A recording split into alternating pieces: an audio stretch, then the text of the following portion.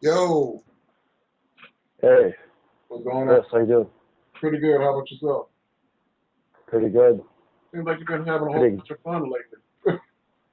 yeah, pretty exhausted. Well, I feel good now, but yesterday I was at the racetrack all day. How was that? Because it seemed like, I don't know, it seems like watching the video, it's like you'll get up to speed just to have to slow down and hit another corner. You talking about me? I'm slowing down in the corners. No, weren't you the one that was riding the electric bike on was it a go-kart track or something like that? Yeah, that's me.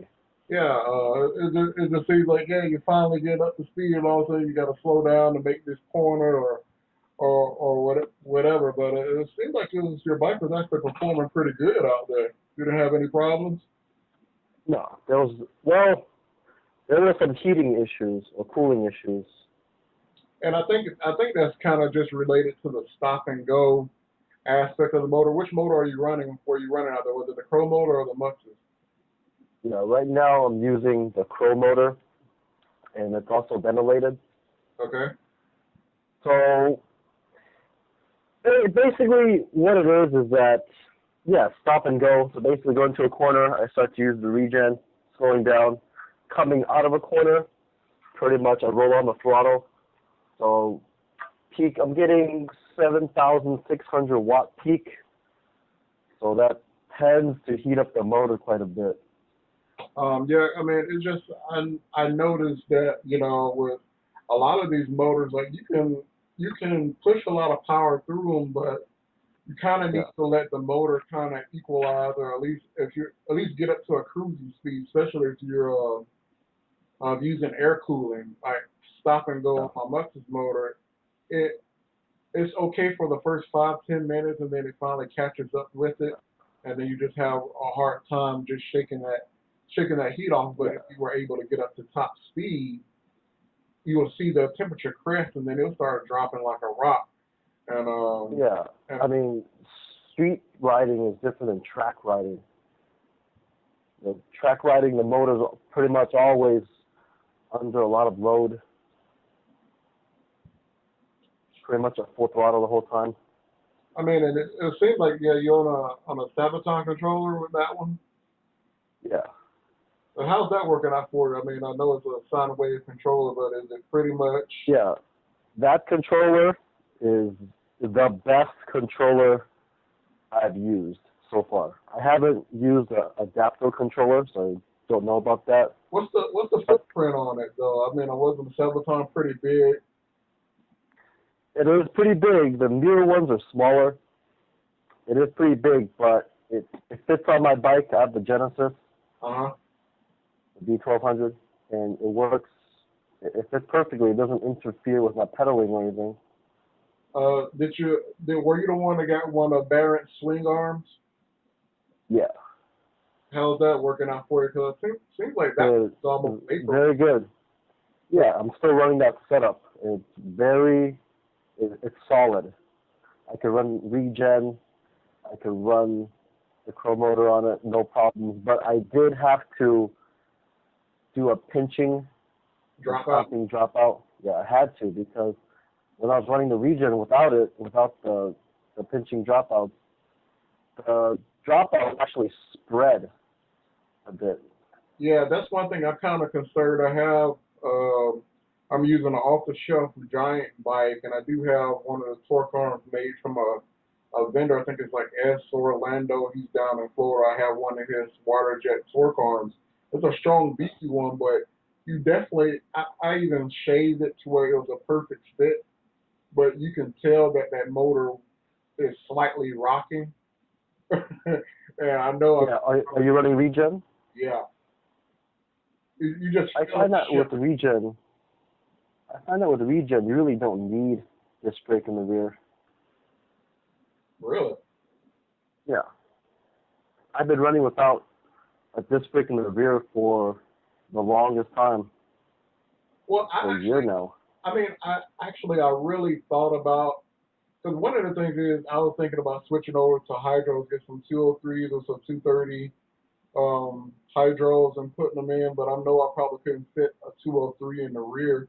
But I think the thing what's working out for you is you have a Sabvoton controller that can probably regen down to Oh yeah. zero 0 miles an hour, and I'm still running Yeah, it does. Opinion, so the regen drops out after like 10 miles an hour once it Yeah, gets. yeah, exactly. Yeah, so Exactly. it's really strong and it slows you down, but that last leg is solely on the brakes pretty much, and I think that's what's different. And I probably do need to just upgrade or get into a different type of motor controller. I know how much quieter is the Sabaton versus an Infineon? Sabvoton is extremely quiet. Basically, when you're only time it really makes noise is when you go full throttle. That's when it switches over to square wave, I believe. I don't know exactly, but that's what it feels like to me. You switch to the square wave at full throttle.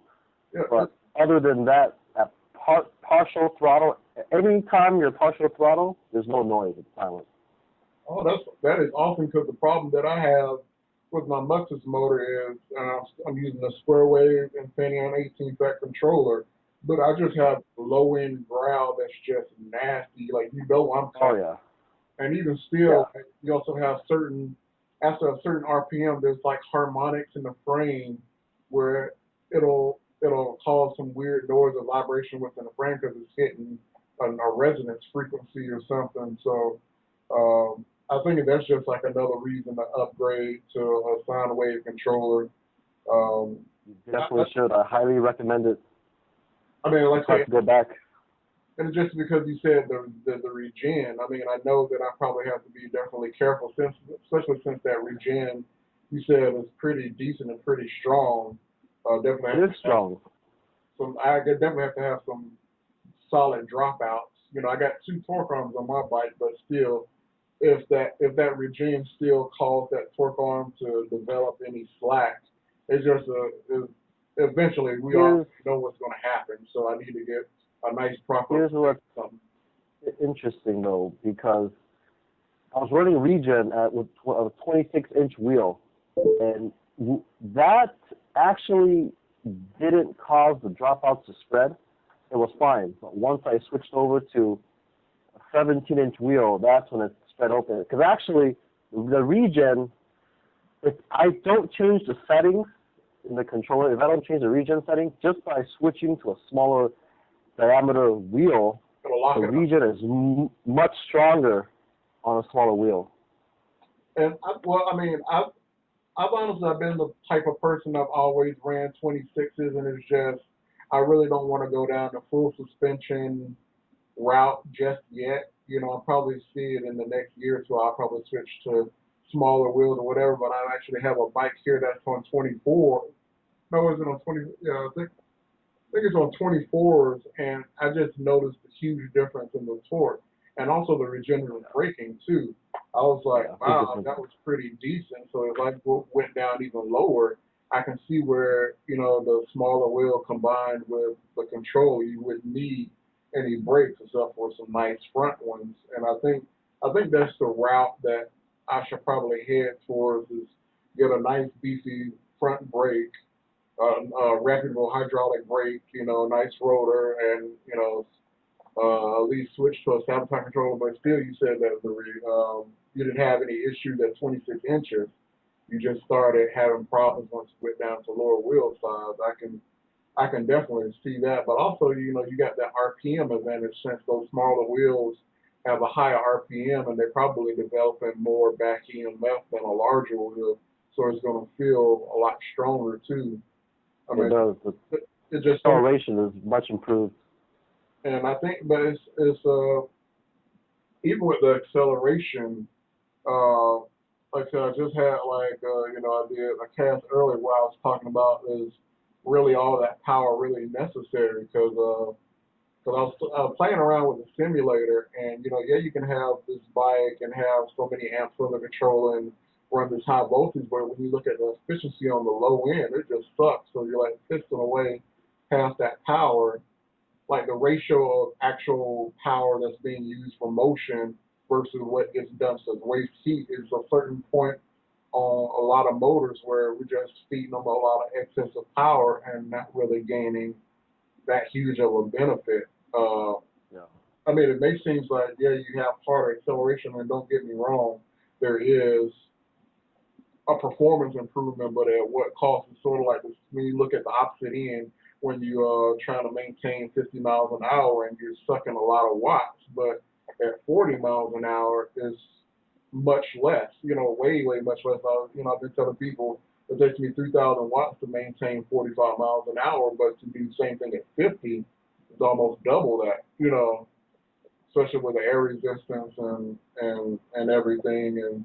Um, and I was also telling people about the RPM of the motor. Like if you're at top speed and you're nowhere near your top unloaded speed, then it's kind of inefficient. If your bike claims to go 70 miles an hour, but you're only doing 50, your bike isn't getting up to an efficient speed, so it's wasting a lot of power trying to get up there, even though it's just not possible. So it goes back to having the wrong turn count for the wrong situation. But you said you have a Crow motor. Um, Yeah, what's interesting is that even though I switched over to a 17-inch rim, the top speed is about the same. yeah. It really is. Did Barrett ever send you that stator? More efficient, too. Did Hoffman send you that stator yet? Yeah, 50 millimeters. Yo. Yeah, I'm still here. Did Barrett Hoffman ever send you that spare stator? Because I was reading on. What do you think about the stator? That Barrett Hoffman was supposed to be sending you a stator for your month. Oh, yeah, he did. He sent me, instead of sending me a stator, he just sent me an entirely new hub motor. It's a Mongoose motor. Can you complain about that? No, I'm not complaining about that. I think that's pretty awesome. And he's yeah, it is. Yeah, excellent service. I mean, I know that, what is your viewpoint between, especially since you have a high power, a nice controller, because I know you had like Hall issues with the first Mongoose motor. Did you ever even get that one rolling to its full potential, or the Hall issue prevented you from really exercising that one? Yeah, so the Sabvoton and the Mongoose, it was just not a very good relationship. it was great in the beginning, but things didn't work out in the end. Because I rode it for about 3 months, and intermittently, the bike would just stop working. Like the controller would just throw a Hall issue. Because the Sabvoton is really cool because there's an LED within the controller, and it'll blink so many times to give you an error message, so you would know how to troubleshoot it. So it would just throw like a Hall fault issue. Do you think that was related to temperature, possibly? No, because I wasn't even running the bike very hard. I was running it very low powered. And it would just do that. So yeah, and you couldn't say there was cheap Halls or nothing in there. So.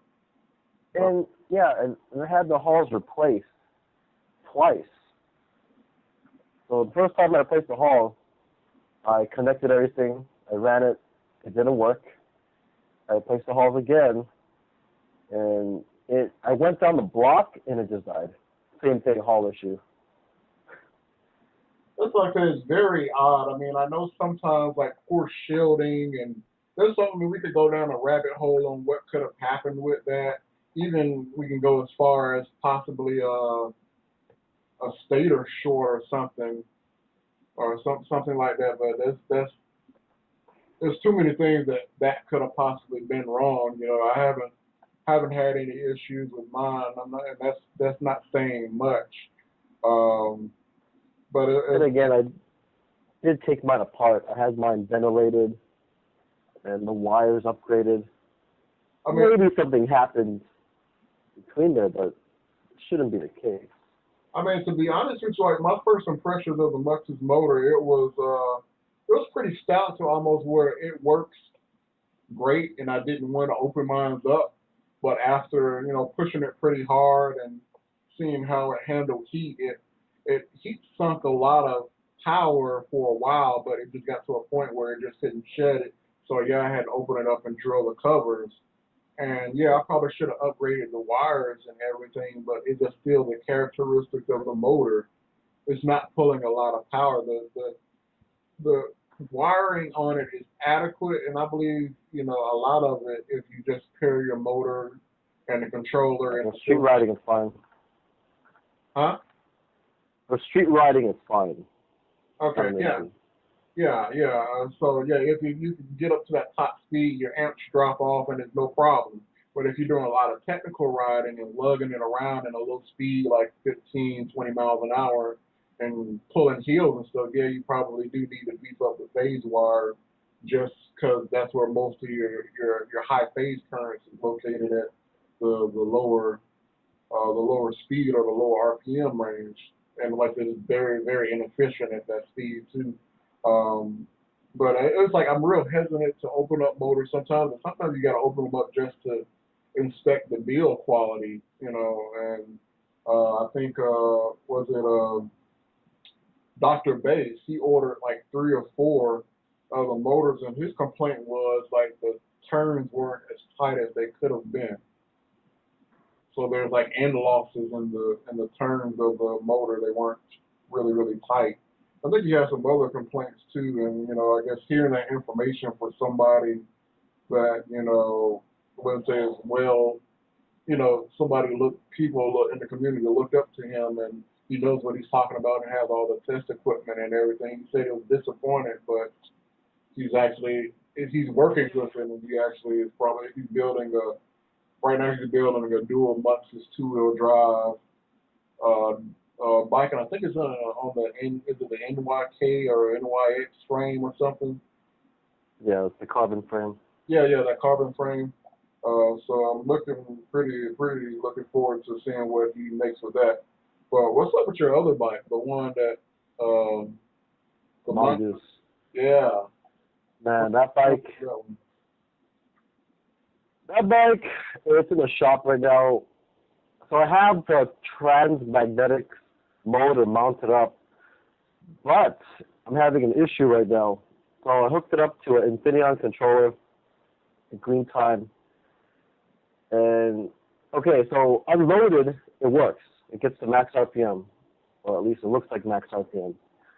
Then the moment I take it for a ride, once it gets to about 10 miles an hour, or like under anything over 20% throttle, it would just stutter or clog. It will not pick up speed. It's the weirdest thing. It seems, well, I can't say that it's an electrical RPM issue because it wouldn't unload it. It wouldn't get up to top speed. I remember I had a BMC motor, and of course that's an electrically high RPM geared motor, and it was fine unloaded, and when I tried to load it, it would barely get maybe like 5-10 miles an hour loaded, and like I said, it did the same shuttering thing, and it almost, I'm not sure if it was, I know for a fact that it was probably a Hall issue, but I think it was also a combination of like, I think current has something to do with that. Which one? Like the current input of the motor has something to do with, because like unloaded is fine and it's not pulling any current, but when it's loaded, it's something like there might be some crosstalk on the halls or something like that. Like there might need to be shielding. Rather mine's sensorless, and it's got the same issue. Well, let's see. Sensorless is one of those touchy things. Is that the only way you can run that motor? Hello? What's that? Sensorless the only way you can run that motor? No, it has halls. But you were running it sensorless. I guess. I ran it with the Hall connected and sensorless, and still the same issue. But this is with a green time controller, right? Yeah. The green time, I also tried a different Infineon controller, the same issue. I don't know what to say about that one. That's kind of crazy. But like I said, I think that's like just a high RPM motor, and you're not running any reduction on that one, are you? It's just pretty, other than just the standard gearing from the sprocket. Yeah, it's just single speed. But the thing is, it clogged at low RPM. I'm not even going above 10 miles an hour. It just clogged or stutter. Yeah. Well, this is very unfortunate because it seems like that motor was a beefy motor. Like, this is probably going to make that thing kick ass to where, because I mean, I've seen the evolution of that bike, and it's like, I remember the stock motor, and then you did the second one, drilled that one out, and then that one had haul issues, and I think you sent it to Lynn to rehaul it or something. Well, it was the big block. The big block one, yeah. The big block is actually a pretty good motor, but it will not survive on a track. There's no way. There's just too much heat buildup. I mean, honestly, I still think there should be almost some type of reduction with that. I mean, I think I've like complained about that one time on your bill thread. It's like the reduction doesn't seem to be correct for that motor. So even though it's still gaining pretty decent speed, the reduction could be a lot better, but then again, you kind of sacrifice. Yeah, I'll lose top speed. I'll not be competitive on the track. Yeah, but I think you're right about the. Of course, that big block doesn't have enough thermal mass or anything to do what you want. Honestly, that transmagnetic motor you have is a nice motor, but I honestly probably would have liked to see maybe a 510 kilowatt golden motor liquid cooled one. Well, the one right now, it barely fits it barely clears within the frame. And so, I mean, it's nice because it has an internal cooling fan, which is nice. Oh, wow. So is it coupled with the drive, or is it just an electric cooling fan? Yeah, with the drive. So the faster the motor spins, the faster the fan spins with the motor, basically. You can't really complain about that. It's almost like an alternator. So the continuous duty should be pretty decent if you can get the damn thing running. Okay, when it does run, which is at low speeds, it's very torquey. A lot of torque. Have you ever considered the motor energy or the E-Tech equivalent? I've considered that, but it's much heavier, and it wouldn't fit without some modifications. Okay, so it's still about the fit of it. Because, I mean, it's like you can get, like, brush controllers, like a dime a dozen, and it'd be, like, really beefy ones, too. And it would be definitely an interesting build, but it's sort of like I can kind of see how that power to weight ratio would have been stupid, too. You would have something along I think that bike, you would have something along the lines like the mini death bike. You know, I see a lot of potential in that. And that's basically my plan is to either have it be a track bike, because there's a lot of race tracks around my area where guys, they race supermotos or mini bikes. And I can definitely, that's kind of the class I want to get into. I can definitely see like I mean, one is all about engineering and making it work, but I think I think sort of one of the things we have the restriction is time, money, the ability to really fabricate. You know, I noticed you've been going to your fabricator a lot, and you probably have a nice relationship with them. You just be like, hey, I want this done, and they make it happen. You know, but trying to get electrics on the map on what they can actually do. I mean, I think we've had some pretty exotic projects that come up in the mainstream from different manufacturers or just people that are just throwing an insane amount of money at projects.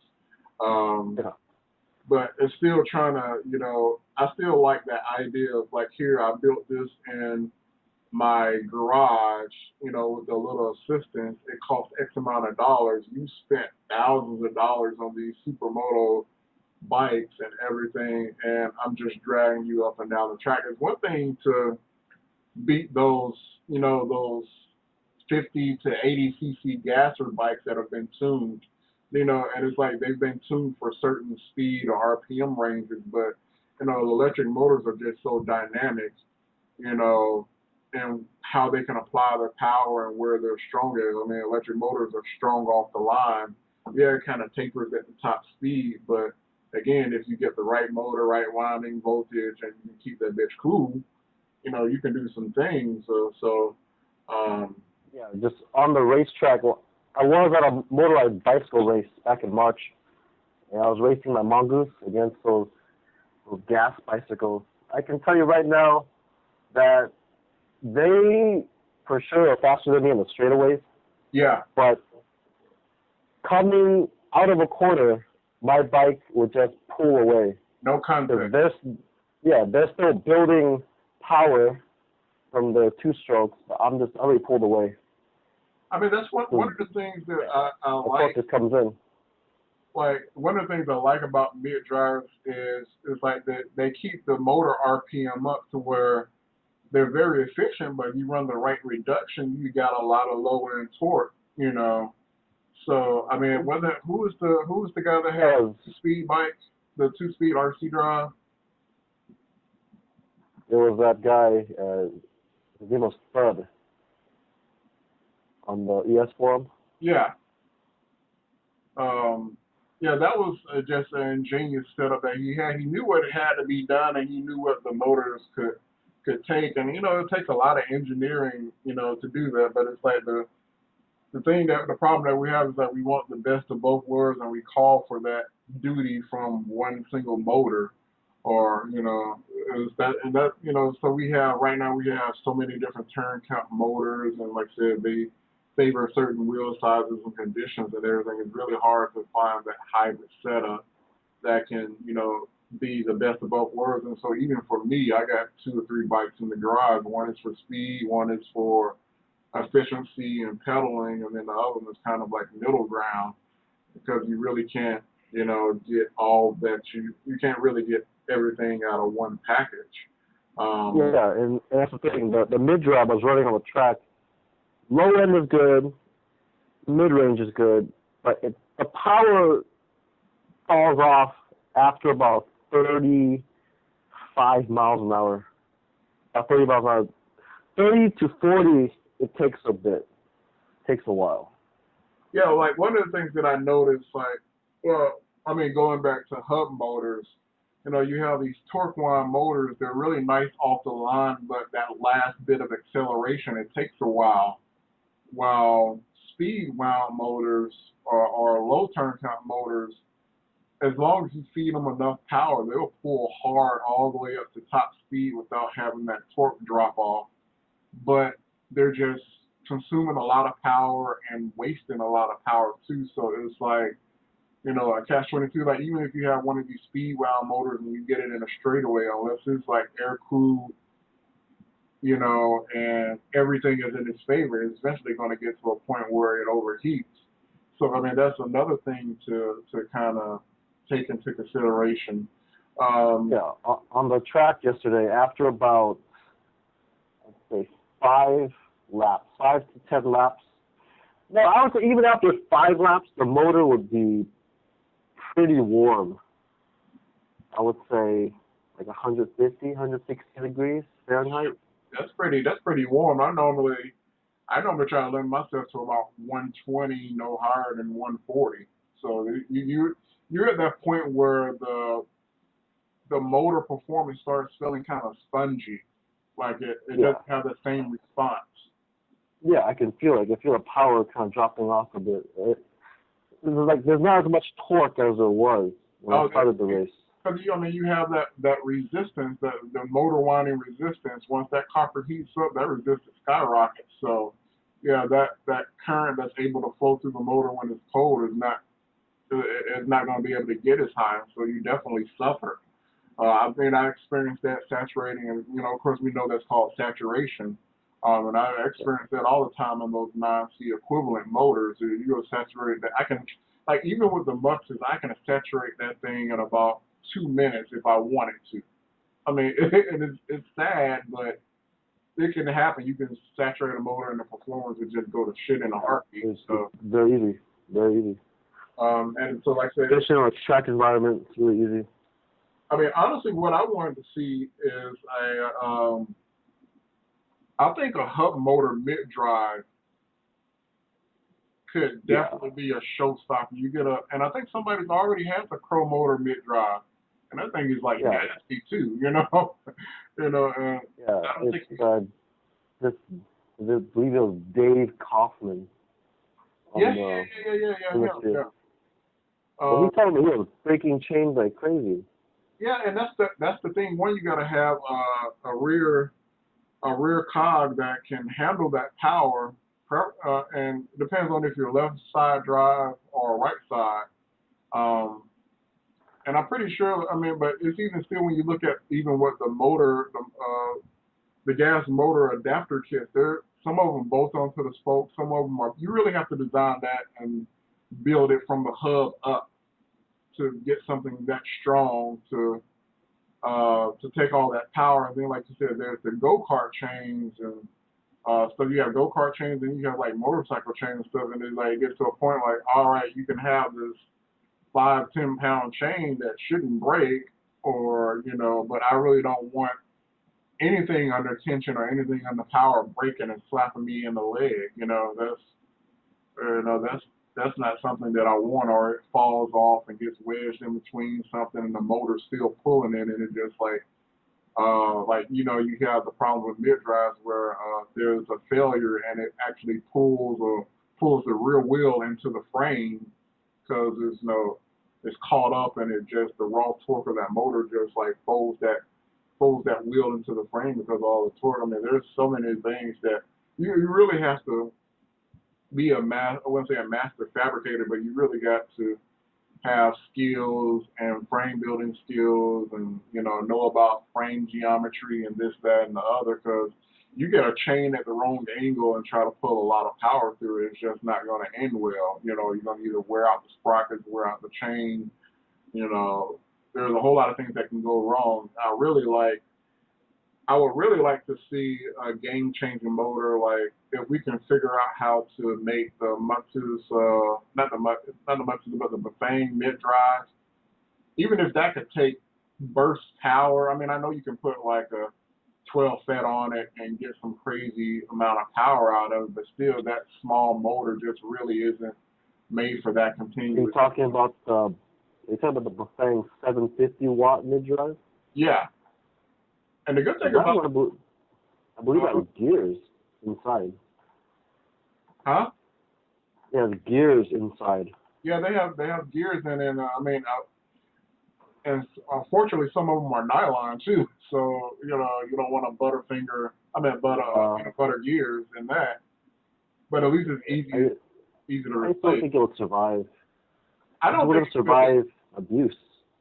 I don't think it will either. But it's still one of the things about, especially with people and building bikes and everything, they refuse to apply or use common sense when it comes to limits of motor. And I like pushing the envelope, but sometimes you got to use common sense. And I always tell people, especially if I loan my Bafang bike out, drive it like a stick shift.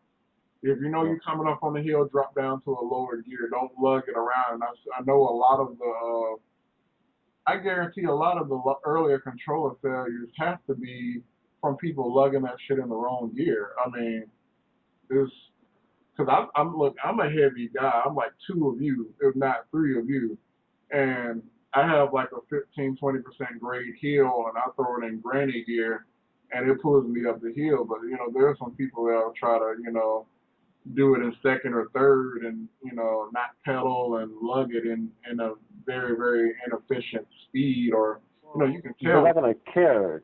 Yeah, they're not gonna care because it's not the bike. Oh, it's not. Yeah, true enough.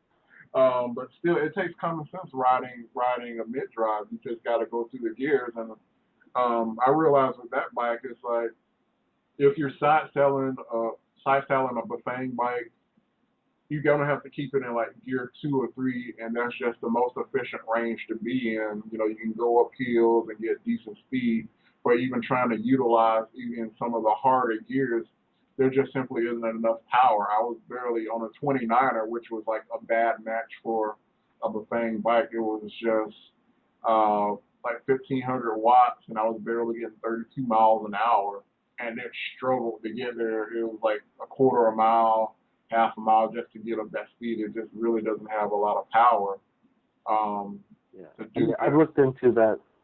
I looked into the buffet, but what I'm really interested in is the lightning rods kit. I like those. It's like my whole thing about that. I would probably pay the money for that.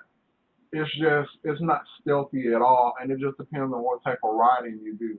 I know my Mongoose motor sounds like a beast ramping up, but eventually does get quiet.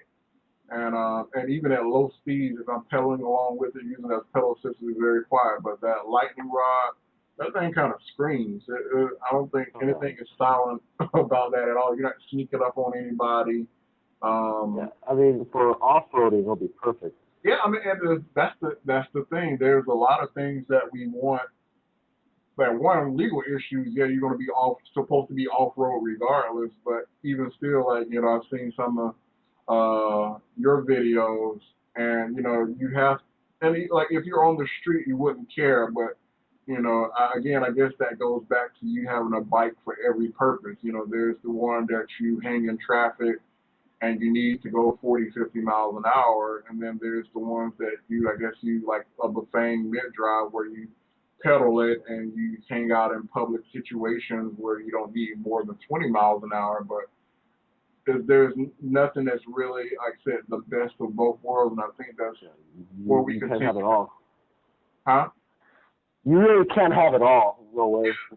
Yeah, there's no best of both worlds, and so like I said, I think it's just we just have to have those two different style of bikes. Do the speed and the speed and torque bike, and then you just have the casual Sunday rider. Yeah. But what's your I have one for off-road. I have one for off-road and one for the street. yeah, and even like I get one, I'm a big guy, and two, I get people looking at me, riding in traffic, and it's like what the speed limit is. It may be like 35, but I'm just like cruising through the streets like 45, sometimes 50 on a downhill stretch, and like other cars are just like looking at me.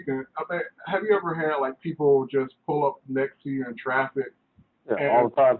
they just want to see if they know they can outrun you, but and they definitely try. You hear them rev up their engine trying to pass you. Nah, they can't outrun me.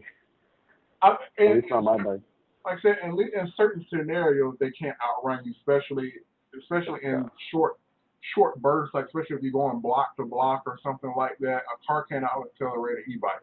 But eventually, yeah, if they get past 50, yeah, they can walk all over you. But you have to get on a Yeah. long stretch to allow them to Yeah, do it that. takes time. It takes time Yeah, for them to yeah. do that. So I mean, I definitely agree with you. I mean, and I feel that way on my bike sometimes. And like one, you need that aggressive stance to have that acceleration. One, to take the lane and not Oh to yeah. get hit. But such people still test you. They'll pull out in front of you, or like I said, they'll try to pass you and then cut you off for what? Just so we can both get stuck at the next lane. Yeah, Me for the it out. happens to me. Happens to me all the time. I ride my e-bike like how I would ride my motorcycle, very defensively. I mean, and you have to do that. I mean, because like I said, people just see a bike, and even though you're going fast on a bike, they still think you're holding them up. Even though you're going over the speed limit, you're still holding them up, and it's still just like that mentality that people. Yeah, it kind of goes beyond. Okay, see, but that goes into another realm, like the car versus bike thing, and that's a topic in and of itself. I mean, and like I've been in like I mean, I understand one of the things, like group rides are kind of unruly, so we're already breaking the law and taking the lane and holding up Yeah. traffic. But when you're by yourself, and like I said, you're obeying, like you're acting like a motorcycle, obeying all the rules of the road. You're not holding up traffic and everything. You just still have those assholes that want to push you off the road or force you onto the Oh yeah. gutter. So like when I take the lane, I don't, other than like if it's raining, I definitely don't ride in the middle of the road. I, tend to stick to one side just for the oil slick and all that. You know about that riding motorcycle. But I don't care. Like even if it's just two or three of us, I'm taking the middle of the lane for the safety of everybody that's riding with me. Because some people try to be considerate and ride in the gutter. I'm like, no, I'm not riding in the gutter. No, no. I haven't had flat tires Can't do that. forever, but still all the trash, the grates, and everything that's over there. No, you don't ride in the gutter. Like, And that's why I run moped tires on my bikes, because it's almost impossible to get a flat, and they're much more resistant to flats than bicycle tires. I definitely agree with that. Especially a person on my side, I have several things that count against me. I probably should be running a lower size tire to at least get the torque advantage and at least get the DOT approved tires. I actually got some 24s here that are moped DOT approved tires, and there's some thick tires. Like if I get a flat on those tires, it's just I wasn't meant to ride that day, But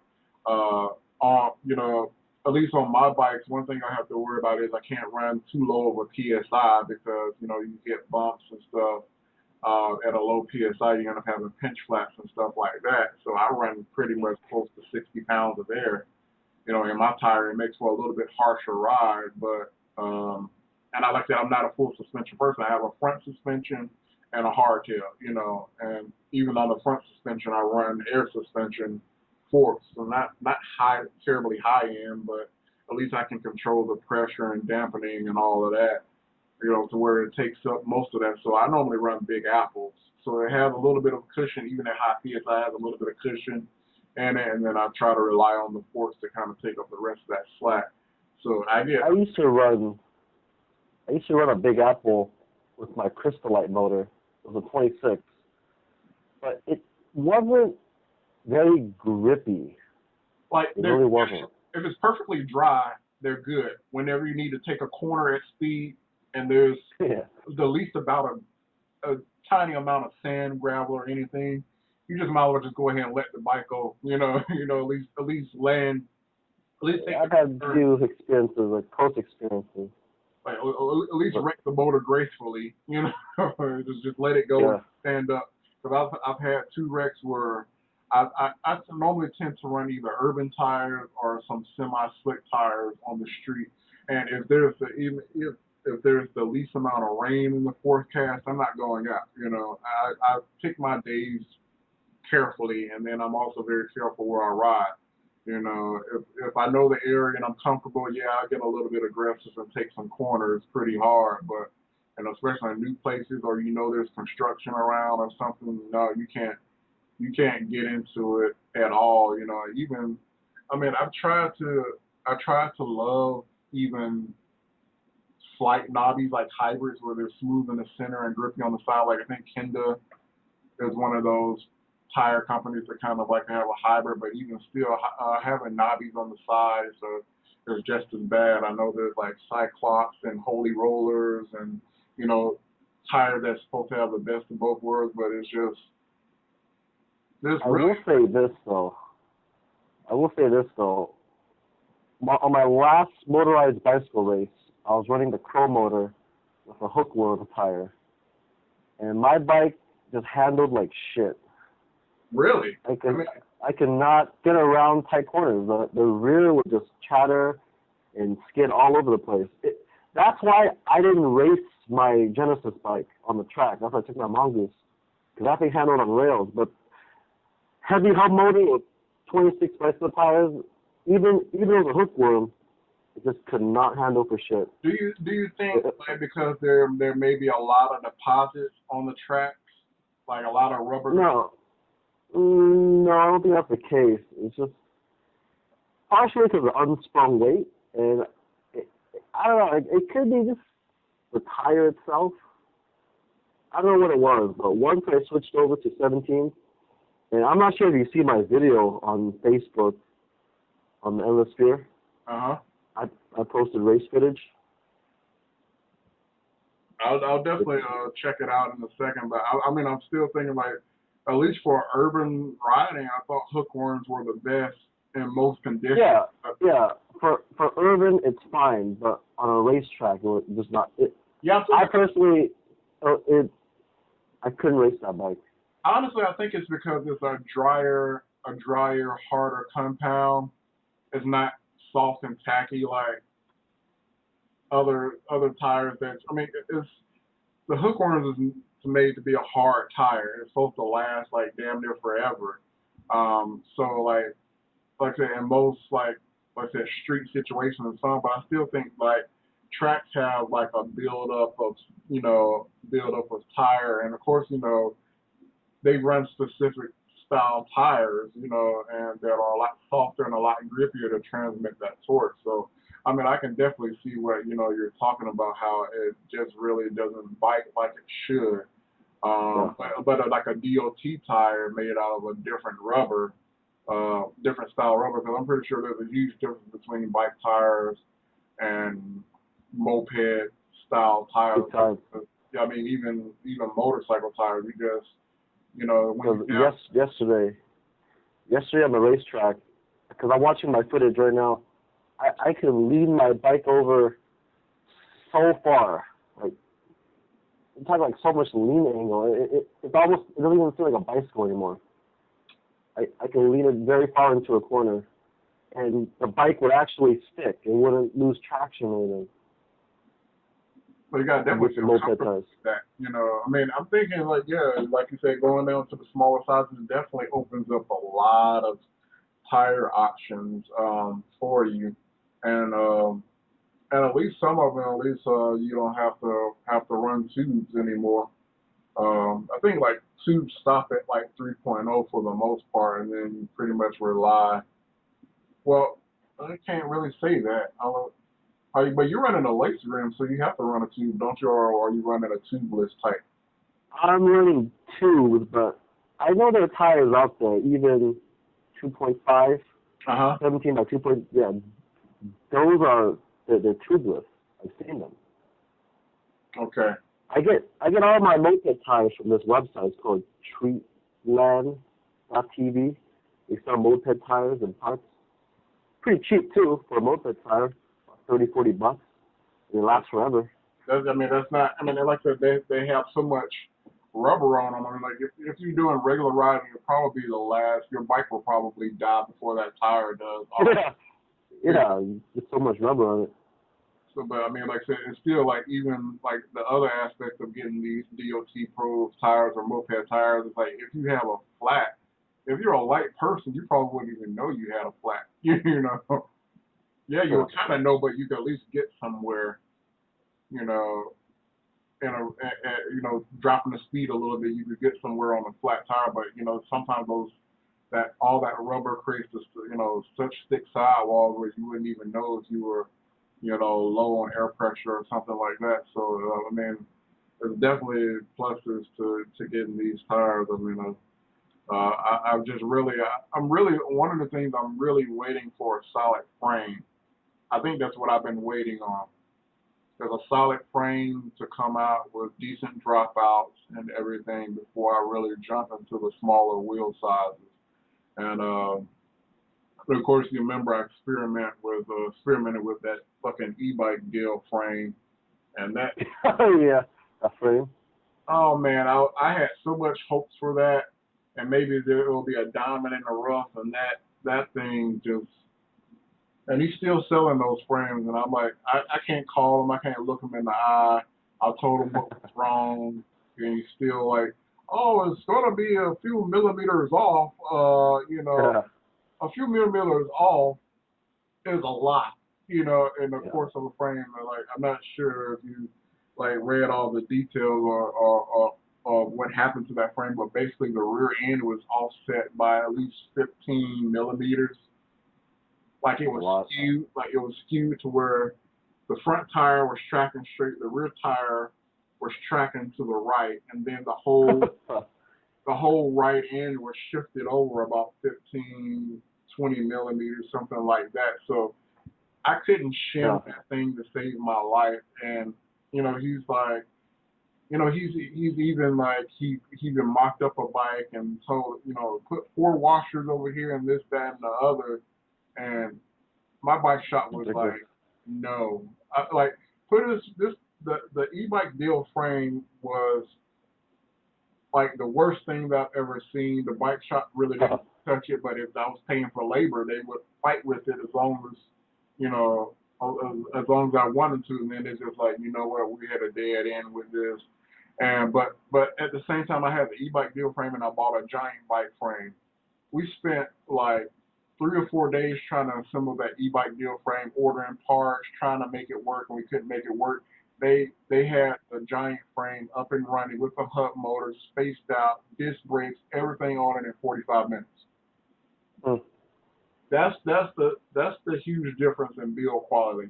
I don't know what they were smoking, who made the jig for those, They're or smoking whatever. crack or something. It came from China, so no telling what happened. Not saying anything, but I'm just. And Well, he's sitting on dozens of those frames. So every part from my bike is made from China. it's Every single part. that I like to Mostly. what do they call it, one hung low quality part. I mean, it's one thing like of course like Shimano and some of the people they're gonna all of this stuff is gonna come out of China, but this was just bad. I even when I sold it on eBay, I put full disclosure on there. This frame isn't right. Did you sell it? I think yeah, I sold it. At like a loss. He was selling on there too. He was selling the frame for like 600. I think I got maybe 200 for mine, and I spent 80 or 90 bucks shipping that bitch.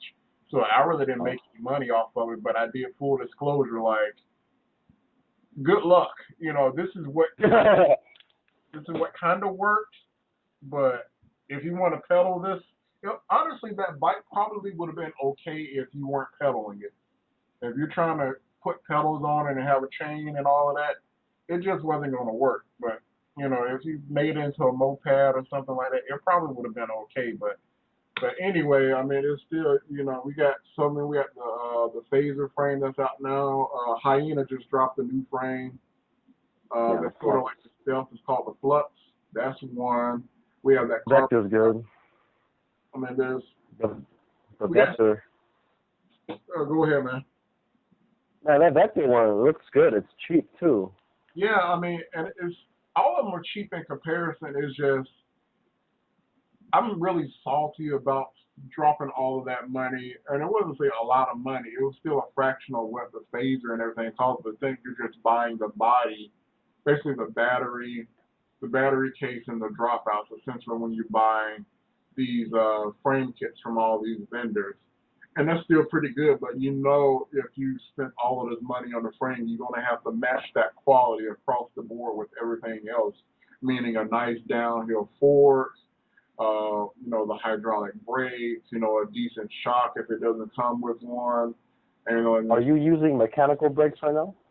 Right now I'm using mechanical. Like I said, I'm switching to hydros very, very soon, and I'm probably going to look at a controller swap because like I said, if I can get that regen handling most of the braking and then having the hydros stop me that last bit, I think I'll probably be happy with that because I'm already happy with regen now. It's just I've been running hydraulic disc brakes for a year now, and I would not go back to mechanical brakes.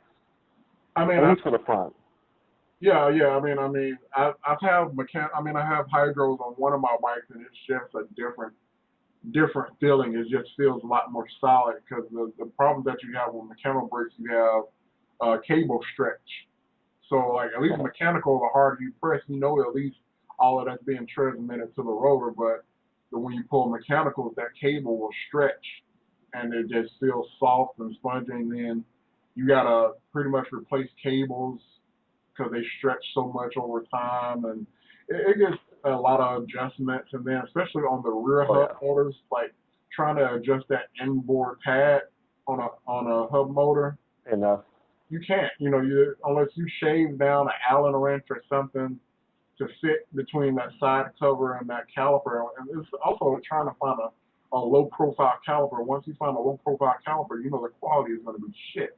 You know, and I the like one, the disc brake I'm using right now on my bike is the Shimano Z. It's a hydraulic. It's a 4-piston hydraulic disc brake.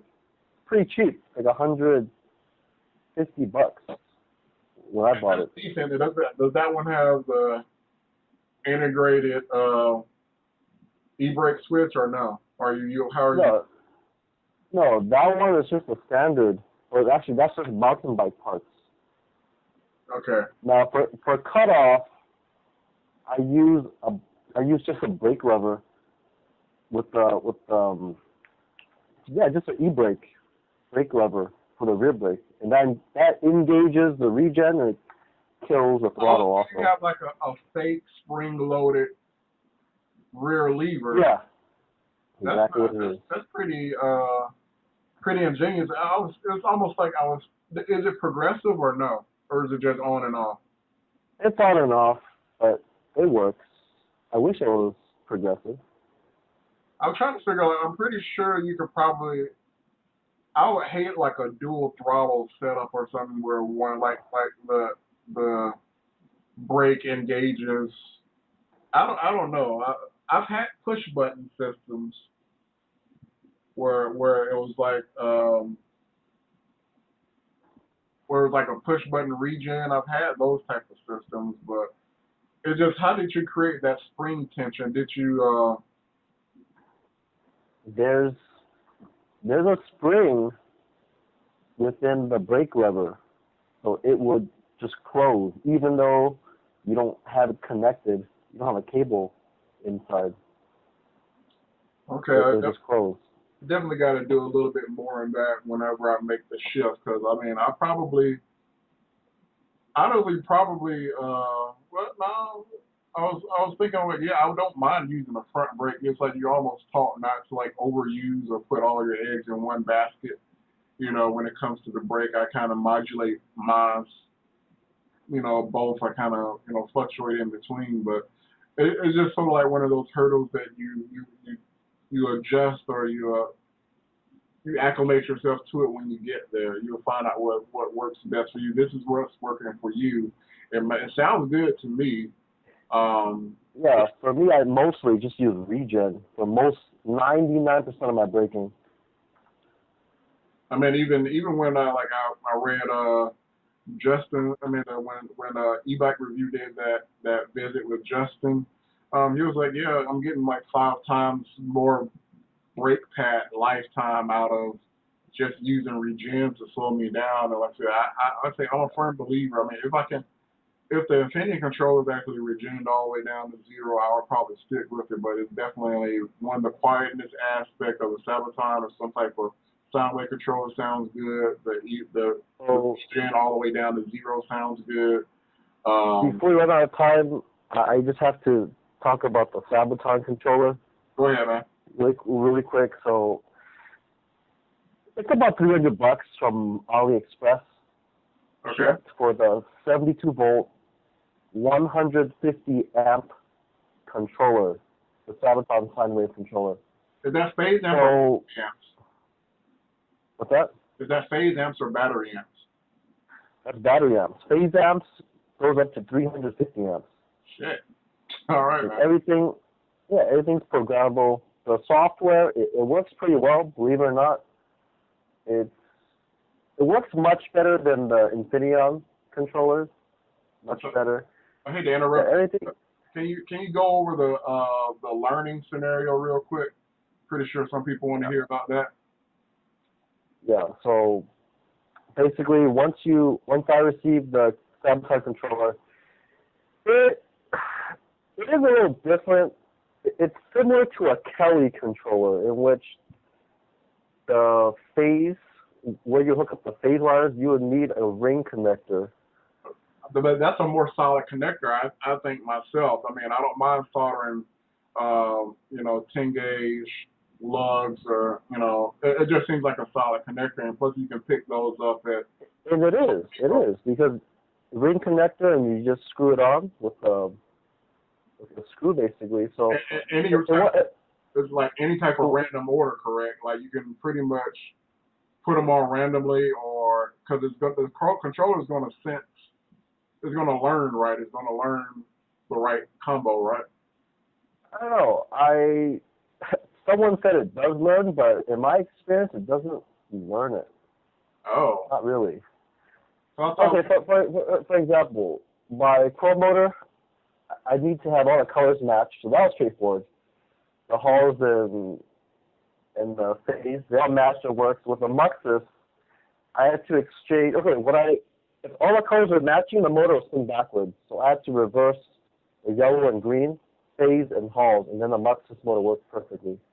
because I mean, this just kind of, I mean, I'm not definitely like calling you a liar. You definitely have experience, but it was just, I thought it was my understanding that you plugged it up and pretty much, I guess, almost in a color match fashion, and then you have the controller hooked up to the computer, and it sits there for like a minute or two trying all these combinations and figure out what works best, and then it somehow figures out the best combination and it goes with it, and then you run it for like 2 minutes or something, and it finds how how That's just how to testing the optimize. hull angle.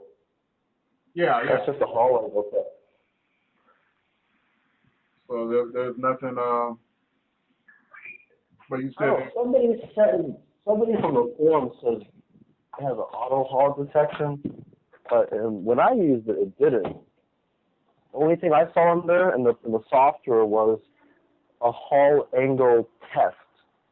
So you run it and the motor just spins by itself for a few minutes. so. It's Not like, sure it really did anything. yeah, that's definitely weird. I mean, I'm like, that's definitely not turning me off because I'm pretty much sure, like, you know, all I got to do is message you what's the whole, I mean, what's the combination, and you know that solves pretty much most of my work, or do the correct thing and search the forum, you know, and get the right Yeah, exactly. information. But I mean, it definitely. So, Go ahead, man. so other than that, there's the wiring itself is pretty solid. It uses kind of like automotive or motorcycle style wiring. So the connectors are all waterproof. Ooh. Yeah, it's all pretty solid, and it's straightforward if you follow the wiring diagram. What about like temperature regulation? Does it have like a temp sensor where it'll scale back, or? It does actually. Okay, I believe the controller. Okay, the controller itself has all kinds of protection built in. So the controller itself would not overheat. If the controller gets hot, it will either cut power or throttle down, I or mean, ramp down the power.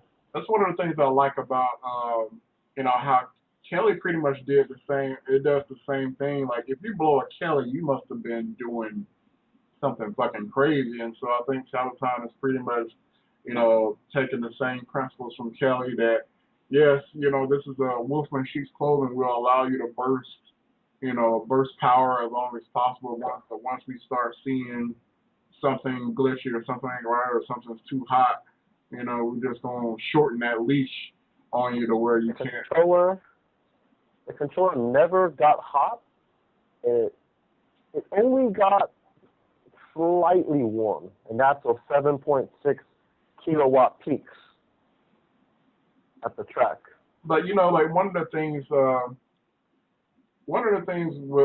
that makes a huge difference between Sabvoton, Kelly, and Infineon based controllers, like if you've seen the bar that's in an Infineon controller, that thing has no mass whatsoever, and it's not really wicking that much heat away to the aluminum shell controller.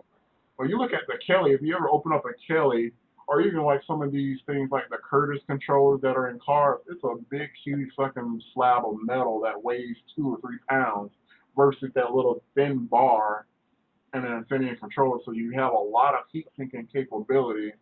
And like I said, and that's one of the things that that Infineon has this downside. It's like, again, you can peak with an Infineon, but you can't sustain that peak, that speed. So you can configure the Infineon to, it can put out that power continuously as long as it doesn't hit a thermal limit, but there's no thermal capacity in that controller, so you have to treat that controller as a peaking type device where it can peak up to a certain wattage, but don't dare sustain that for any extended period of time.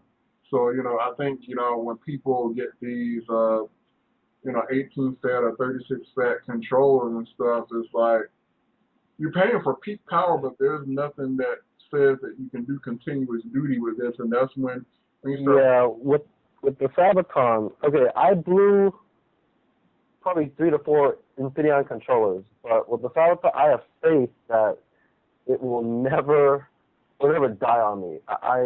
It's pretty much bulletproof in my experience. I mean, like, so that's the one controller to pretty much rule them off. Because I've honestly been in the same scenario where I tried to, push these lower Infineons. Especially I'm used to, I'm the person in a minute where I'll overclock a damn 12 FET in a minute, and have it pumping out 60, 70 amps, and they've lasted, it's really once you start fucking around with those phase amps and stuff and getting them too high, you start having issues. But even still, like I remember I reflowed the solder on an 18 FET controller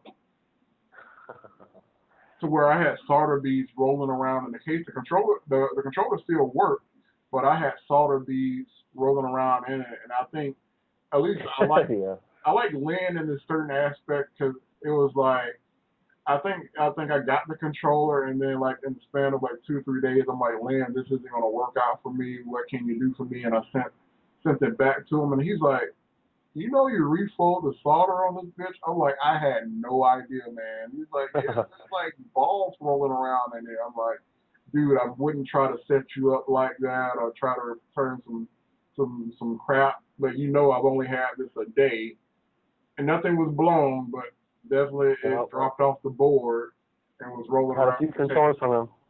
Huh? Yeah, I bought a few controllers from Lion or Leon, and they pretty much are crapped out on me. And they've costed me money. They costed me hundreds of dollars, where I could just buy a Sabvoton and be trouble-free, basically. I mean, and it's like have much better features. Everybody's had their, mishaps with Lynn, and like I said, I know a lot of them were my fault, and I've had controllers he repaired work fine for months or years or until I or whatever. But it just finally got to a point where you start having a better understanding of the motors and the controllers and their relationship, and what you can pair up. Like I said, for years I stayed with 12 FET. This month since I decided I wanted to do a solid 18 FET and not overclock anything, but just try to get something sizable. But I mean, I honestly I was gonna go towards the adapter, but even still with that, because at least with the adapter I have a built-in BMS, but $900. Yeah, it's like I really didn't want to deal with the 4S option. I really didn't, especially with the BMS. If I were to use it, I really didn't want to be stuck with 4S batteries. But it seems like one thing you like it because you just bought a whole bunch of multi-stars that were 4S. So yeah, and they're on sale. They're $30 each. I bought 10 of them, so $300. I thought they went back, like they were on sale, and then they went back to $60. Are they on sale again, or? No, they're back to regular price. But so far, I love them. They've been really working really well. Well, you run them in the 50. Right? No, it doesn't even get hot. But I'm talking about you running them in a 2P configuration. Yeah, that's right.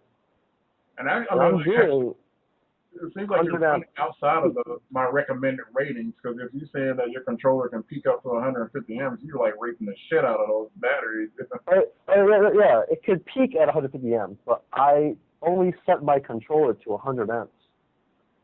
Let's see, the 120.5. You should be closer to 75. So you probably, but you're saying that you see acceptable voltage sag, so it can't be that bad. But I think like they realistically were probably like around um, 75 amps max realistically. But like I think like Yeah, the 16 amp hours, I mean, it's just my understanding. They can put out about 60 to 70 amps without. And like I said, how I did my testing is I pretty much did a full discharge test, and if it dipped below like I think it was either 3.6 or 3.7, that would be the maximum rating that I would give that pack. No, if it stayed like if it stayed above 3.6 volts of cell and gave me full capacity, I think that was my requirement. And so that's how I came up with that 2.5 C number because it stayed above that number and it gave me full capacity before it dropped below 3.6 volts. So these things were given capacity.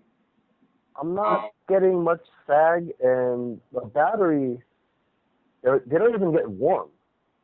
I mean, yeah, I never had mine get warm. I mean, like I said, they're pretty solid, and like I said, I just recently sold one of my packs that I bought last year when the multi-stars first hit the market. It was like my test pack that I just kind of I bought to see, and then I augmented it to a full pack, and I saw about 8%, 7 to 8% capacity loss over a year. So that wasn't bad. Is that you charging to 4.2? That was with me charging a 4.2, but the thing is, I would charge for 4.2, but since I built my pack so large, I was riding 2 or 3 times, so like I would just leave the pack half charged. So it wasn't like it was sitting at 4.2 for days, or I was doing it every day. I would just fully charge the pack, go out and ride, come back, leave it in the garage for a few days, go out and ride again. I would do that 2 or 3 times until I get down to like the last 15%, and put it back on the charger again. So, I mean, I consider that pretty decent, but also, I mean, I can't really say that's a definitive test because one, I know I could have probably balanced the pack a little bit better on my 406 charger, because the charger kind of cuts out kind of early, so it cuts out pretty conservatively, so I probably could have balance charging a little bit better since I'm parallel balance. Yeah, I'm still using the 308 dual, and that's taking forever. On balancing? Charge. Are you doing the just charging also? I'm maxing out 50 amps right now. What? I mean, that's slow for you? Well, an hour and 40 minutes. I mean, that's pretty much what I was hitting on my pack, and I know I'm over 2 kilowatt hours, but you're saying you're at 1 and then charging at 50 amps. Then again, I'm at the track, I'm waiting for my batteries to charge. I'm just sitting there waiting. Seems like a long time. But but also you got to look at the limitations. You're actually charging at 1,300 watts. That's more than a lot of people can say. But also you start looking at you're maxing out a circuit too. So the iCharger is telling me it's charging at 800 watts. Something ain't right about that. I'm using dual channel 4S batteries. And it's telling me 850 watts. But yeah, you're doing 4S. You actually are you bridging both of your ports? Yeah, I'm using. You can push that parallel at 4S. I mean, are you bridging the left side and the right side to one lead? Yeah, using the synchronous. 50 amps, you should be able to push that to 70. Really? It is 70 amps? At doing the math, you should be able to push that thing up to 70 amps. So I don't know if the 308 can do that. Yes, the 308 can do that. Really? In parallel mode, it can charge at 70 amps, especially at 4S. At 5 or 6S, it won't be able to get that high, but at 4S, yeah, you can get more power out of that. I'm just confirming to be sure, and it should be within the limits of that power supply too. So, just give me 1 second. I'm gonna verify that for you. The 1,300 watt charger. Let's see, you bridge the ports.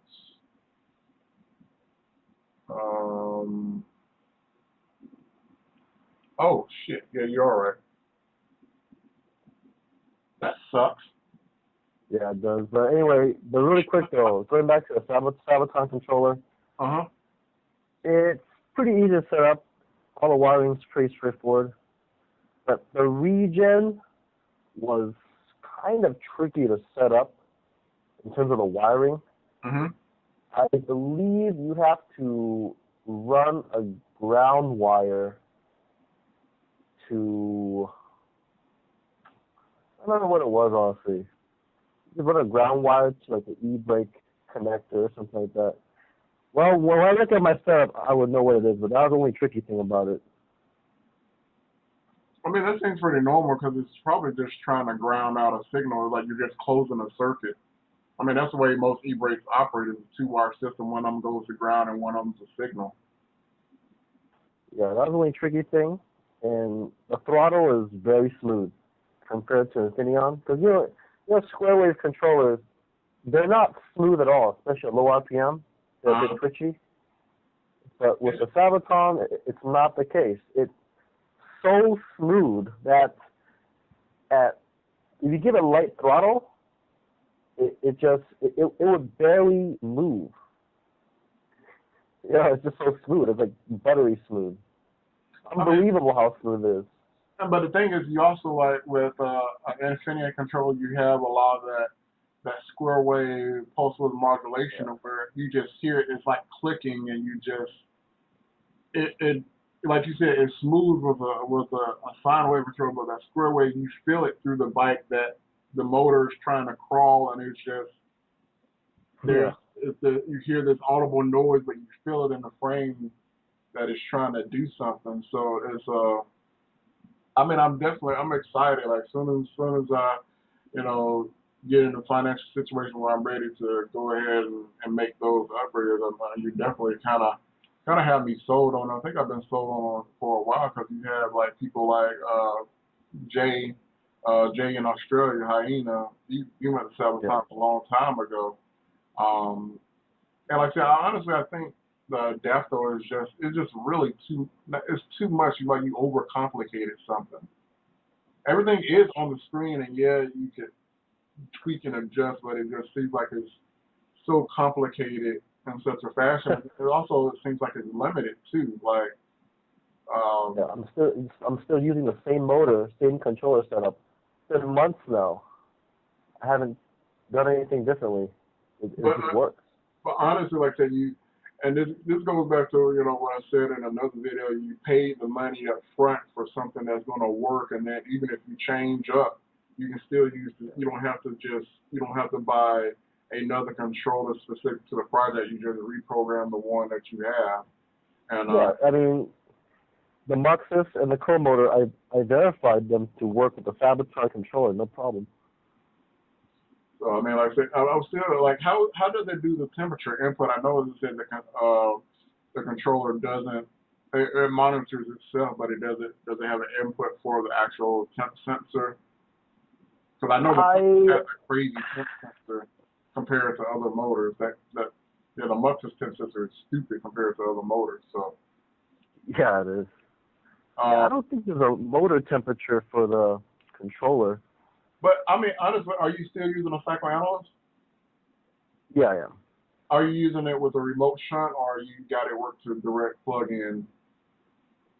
I'm using the what is it? It's direct plug-in, but I have the adapter for it. Okay, I understand. Yeah, because it's like, it's hard. I know it's hard to integrate a direct plug-in to a Kelly, and I pretty much think Sabvoton is the same way. But yeah, if you have the adapter, it's probably tapping off certain lines to do the override. But honestly, like I said, I'm not really concerned about the temp sensor thing with the controller directly, because if you have the Psychoanalyst V3, you can just run the temp sensor to the Psychoanalyst, and it should be able to pull the power back that way. I'm looking it up right now. It says in the program, the motor, the software does have a setting to limit power if the motor hits a certain temperature. Yeah, so I can see the same thing online too. So it pretty much probably does have a signal wire, but I think also doesn't the like I think Actually, never mind. It's just the controller temperature, not the motor. so I mean but that's nice. It's a dual. I mean, like I said, if you have the cycle elements monitoring the motor temperature and pulling it back that way, and then you also have the controller protecting itself, yeah, you really should Yeah. be at the end of burning up stuff. You really shouldn't be burning up anything, especially with that dual front observation with both devices checking both of the temperatures. So I mean, that's pretty good. You haven't you haven't laid out any magic smoke. You haven't smelt your windings or anything because I thought you said you pretty much run your Crow motor pretty hard, especially with 7600 I've watts. been melting my Anderson power poles. You're still using Yeah. Andersons? Oh, I mean, I'm honest with anything that carries current on my bike, I switched over to XT150s. I'm still trying to make an XT90 harness. It's What? a pain in the ass. Well, are you trying to Order make? them. Oh, you're talking about the XT harness, the charge. Are you still using that harness? The original harness? Yeah. I don't think so. It probably burned up or something already. I thought I saw you still using it. I'm not sure if it was you or the other. I mean, I've replicated it. I've made more. Okay. So, Yeah, XT90 is. I mean, I like the XT90 connector, but I was talking about at least for the phase wires, I use XT150, and they come in a 3-pack, red, black, and blue, and they're supposed to be pretty decent, especially if you're just only plugging them in once. For cycle use, they might tend to fatigue over time, but normally I just run a screw down the center of the connector to recorrect the spacing, and it normally fixes it. But Andersons, yeah, I've stopped using Andersons for power stuff a long time ago. Even when it comes to my charger, I'm switching away from Andersons on my charger because what are you using for charging? I mean, like I said, anything that's carrying current, I'm using XT150s. I mean, you probably can get away with 4mm bullets. But I like it. I like XT150 because they have the nylon housing. They have like the protection built in versus 4mm bullets or 6mm or 8mm bullets. You know, where you have to use heat shrink. You know, you already have the little nylon thing, and they don't get hot or anything. I haven't had any issues with them melting or anything like that. But I'll definitely at least use it for the phase and power wires. But of course, everything else. But with on your control, you could probably just if you left your phase leads long enough, you probably could just go straight to the controller with a lug. But you know, we don't do that. We tend to have like a phase extension in there, because when we make the wire out the motor short as possible, and and do like a heavy duty extension. Like I normally use like 8-gauge extension to the controller just to reduce the losses and have a little bit of heat sink in it. The heat sink some of the heat away from the connector if it does start to heat up. But yeah. Some guys, I believe, who was it? Zombies. Remember Yeah. here? Yeah. He runs, I believe, 4-gauge or 6-gauge or something on his Sabvoton controller for the phase wires.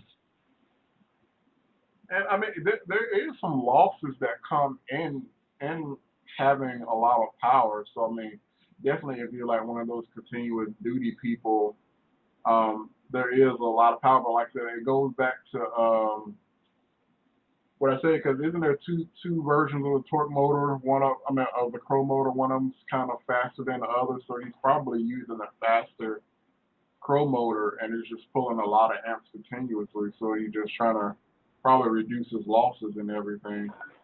But yeah, he definitely had. I mean, he had a struggle with the Crow motor for years. He couldn't get an Infineon to survive on that thing because the inductance is so bad. It's like the resistance of the winding and the inductance so bad, it was just popping controllers left and right.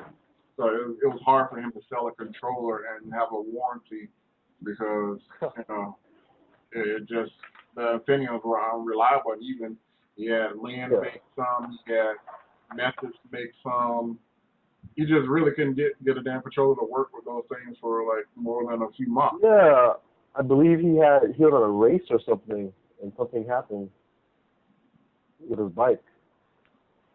I don't know, but He couldn't finish the race. I mean that's kind of embarrassing. That's why things aren't adopted as well as they are now. I mean, but it still is. It comes to the point where we're running a lot of stuff at at their limits. Like electric cars are only at this point now because they over-engineer them and then they keep it kind of.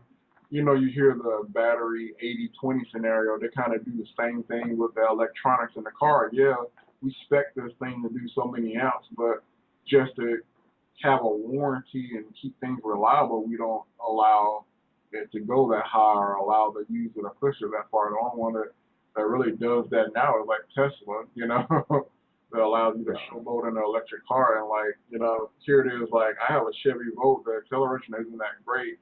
Somebody has hacked it to do 5 second quarter, 5 seconds 0 to 60 versus like the 8.5. Yeah, Sean is a pretty cool guy. Especially looking at the bikes and stuff that he creates and stuff. That's extreme customization on a fat bike, and it looks good and it's functional. So it's one thing for your bike to look hackish, but when you take the time to get all of those details and stuff squared away and make it look good, and it's not just like some flashy piece of shit that that it's not, and they're not legal either. The ones that he has is pretty strong, and of course the chick that's on this bike is his like girlfriend or a wife or something. And I'm like, who's the hot chick on the bike? I'm like, oh, that's my wife or girlfriend or whatever. Like, oh snap! Like that's pretty nice, and you're riding that bitch like a pro, Like, so, but he doesn't sell. It's like it's a pseudo company. He does do something, but he doesn't really make. If he's asked to make a bike, he does. But it's pretty much he's like working on his own projects for the most part. So, but like me and him touched on it was just like a casual conversation that we're having now. I know I asked you more about your bike and everything, but we were just like going over, like I said, we give advice to people on Hemisphere, and they either take it or they leave it or they do their own thing and come back a few hours later saying something else happened. And and we touched on a lot of things. I think the format of the show now is definitely a lot better. But yeah, it was supposed to be me, Mike Kiefer, and Barrett Hoffman kind of doing like a three-way conversation like what we're doing now on certain topics. But I got tired of talking to myself, so at least I'm talking to people and getting responses back, and it stops me from being lost for words since I'm trying to make up stuff on the fly on certain topics. You have that feedback from somebody. So I think like these next two podcasts, even though they're a little bit long, they'll definitely be something that you will want to hear. Hear other people talking about stuff and getting their perspective. And I'm trying to keep well-educated people. I would like a novice in there, and I would like for them to ask questions. But somebody like you that are, I wouldn't say an elite person, but you've definitely been around the block, you're seasoned. It's funny because over a year ago, I didn't know anything when it came to e-bikes. But I just learned. You caught on quick. You have people that have been 2-3 years in the game and they're not anywhere near your level.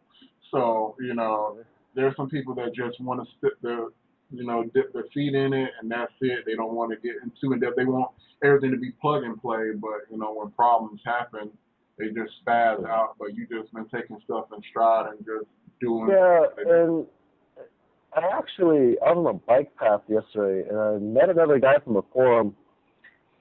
I forgot his name, but his bike is pretty basic. It's just some really beat up mountain bike with Yescom USA motor. Yeah. The whole bike, to be honest, looks like shit. But it works. Yeah. He doesn't have a cycle hour, so they had cheap like $2 voltmeter or $5 voltmeter or whatever. It it doesn't keep track of amp hours or anything, just voltage. That's it. He has like a bicycle computer. It looks like he just found it somewhere. And no disc brakes or anything, just rim brakes. The spokes are all rusted up. It's beyond basic. The only expensive thing about his bike is the battery pack that he built himself using, I believe it was the Samsung cells. He got a spot welder, made his own battery pack. That's something. I want to get into spot welding cells or something along that line, but it's still, that's, you know, one, you have to have a solid supplier. There's so much capital up front that you have to really get into a battery venture like that. And I want to be a reputable one where I have good solid stuff. But it's just, you know, trying to put your face. I mean, simply you got to ask these people on Alibaba or AliExpress, send me a sample, and what can you provide, and what's the minimum order quantity, and then, you know, pull the trigger, and hopefully you come out good. I mean, we have already people done the research on nickel tabs, where to get them, how much they cost, and all of that. It just, I still have faith in Hobby King, and I'm waiting for them to come out with a nice 20 amp hour pack, and then pair it with a night with a Best Tech BMS, and then I think that's the key. Yeah, get a Best Tech BMS, and I still, honestly, I'm one of those type of people that I believe 18S, 18 to 20S, that's where you need to stay at to keep things reliable. Once you start getting too close to the maximum voltage ranges of stuff, you tend to have a whole lot of stuff pop on you. So most people just fine with a 48 volt system. Really, they are, and even if they need more speed, they already have. You know, we have that leaf motor. That's still a tricky one in itself, but we have the leaf motor, and if you're in the flat enough terrain, you can get up to well into the 30s on 48 volts. So I'm actually I was actually looking at buying a leaf motor in a 20-inch wheel. That could be interesting. I mean, I on the street go with it, but is it non-C construction, or is it like a hybrid between a non-C and a Muxus, but not quite? I think the laminations are thin. I think 35. Yeah, it's 35 millimeter stator. So it's still quite a small stator. It's not quite a continuous duty motor, but it's.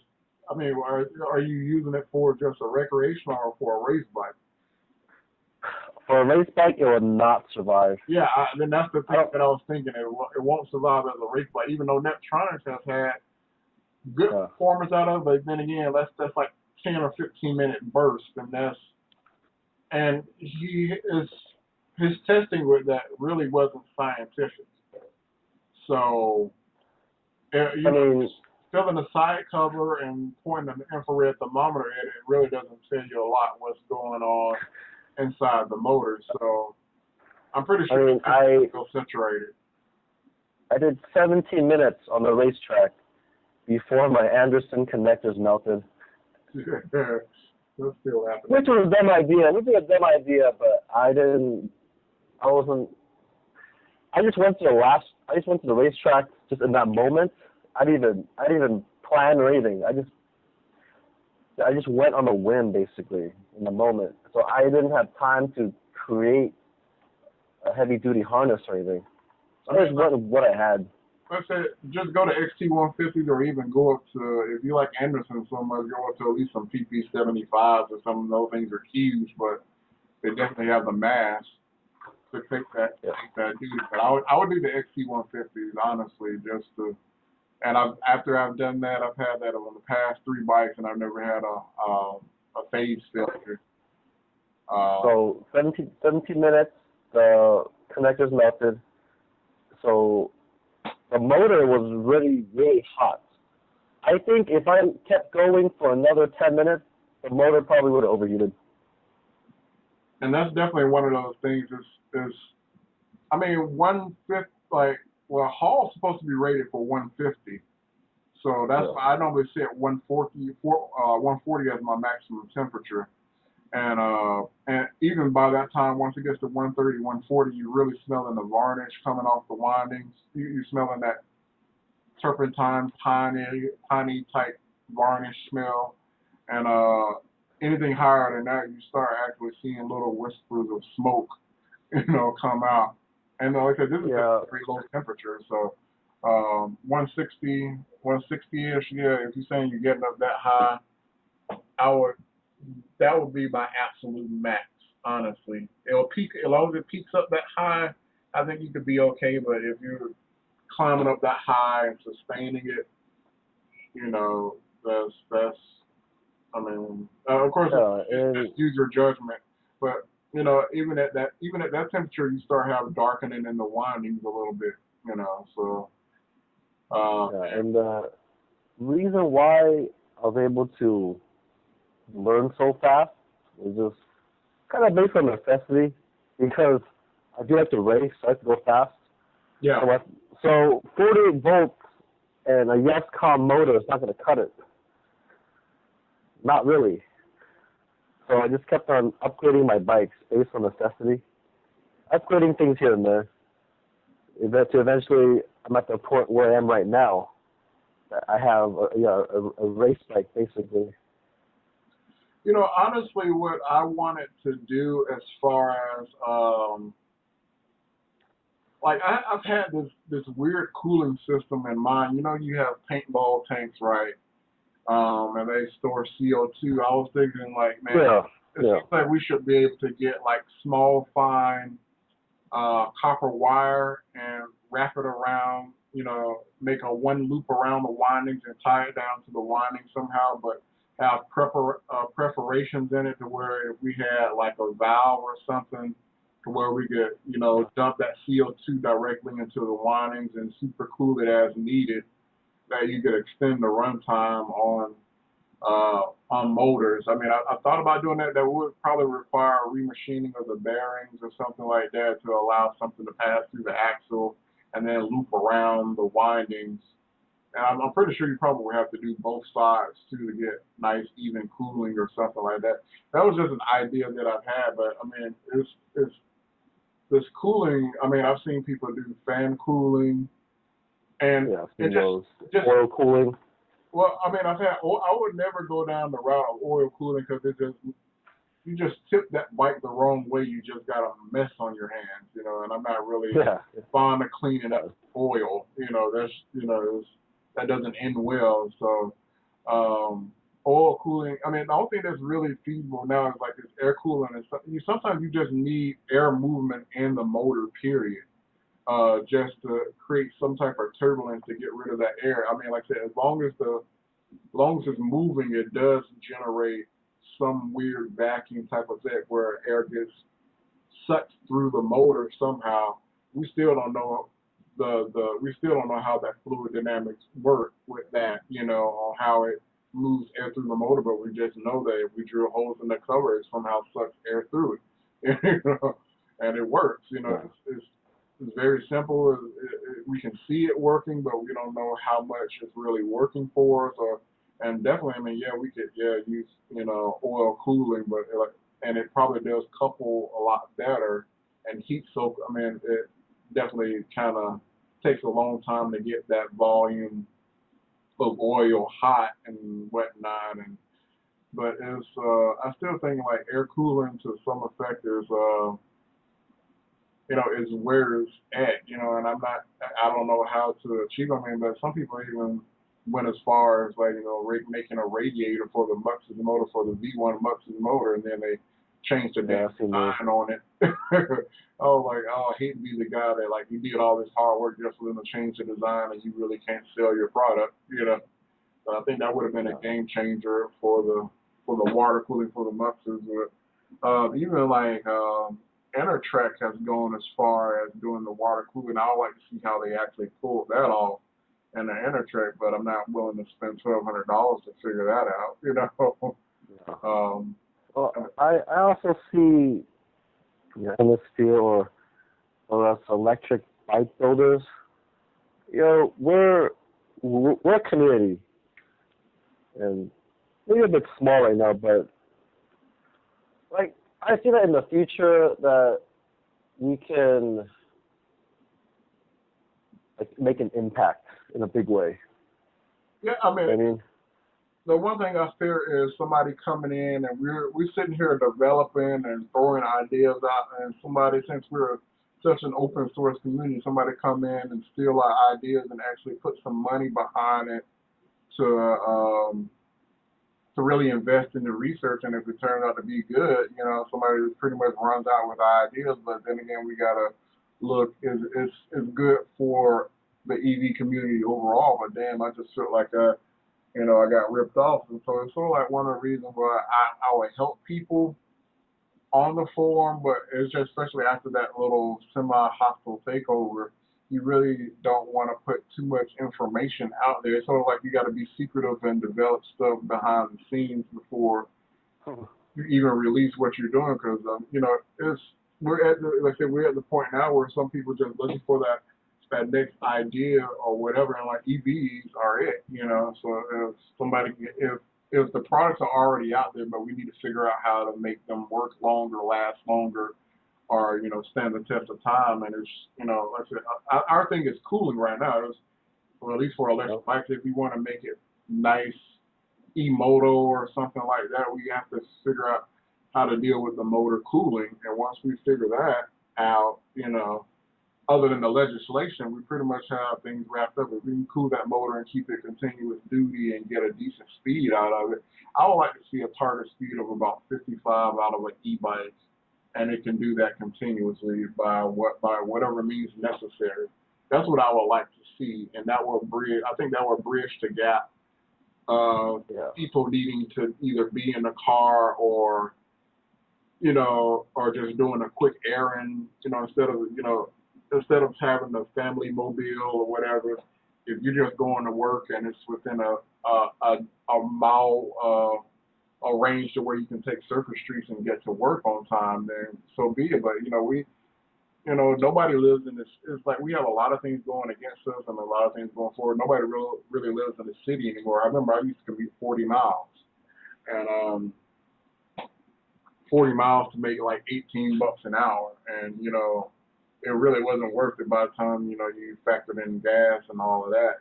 But then again, in the same situation, I ended up moving closer to the job, and it ended up being like 4 miles, which is totally doable.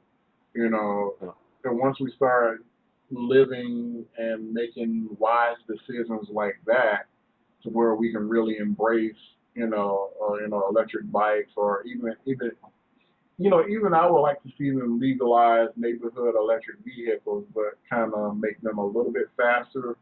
Like the neighborhood electric vehicles are kind of limited to like 15, 20, or 25 miles an hour. And I'm pretty sure with a voltage upgrade and forced cooling on one of these motors or something, you could probably get it to do short bursts of 40, 45. But we're not a slow nation. It's like if we see if we see a speed limit, we gotta do at least 10 minimum over the speed limit, if not 20.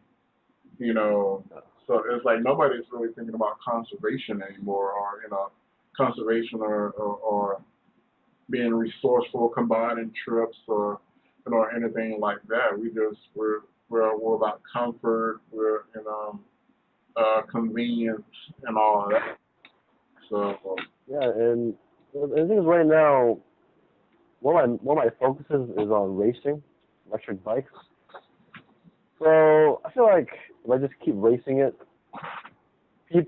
someone's gonna take notice. yeah, and I mean, honestly, I think it's one of the things that you just got to start looking at how. I think one of the things that you got to look at is like if you have a clear idea on how to achieve something, and you believe it, and you can make somebody else believe it, then somebody will sponsor you or take the risk on you, especially if they, I mean, if they really believe in the technology themselves. It's almost like you got to sell the product, sell themselves, and even such a lower level when you look at, all right, I have an electric bike that's capable of 40, 50 miles an hour. You're like, oh, really? You don't really see the underlying fault of, it being not continuous duty, but feel like with a little bit more money or getting the right components together, we can really make a nice production product.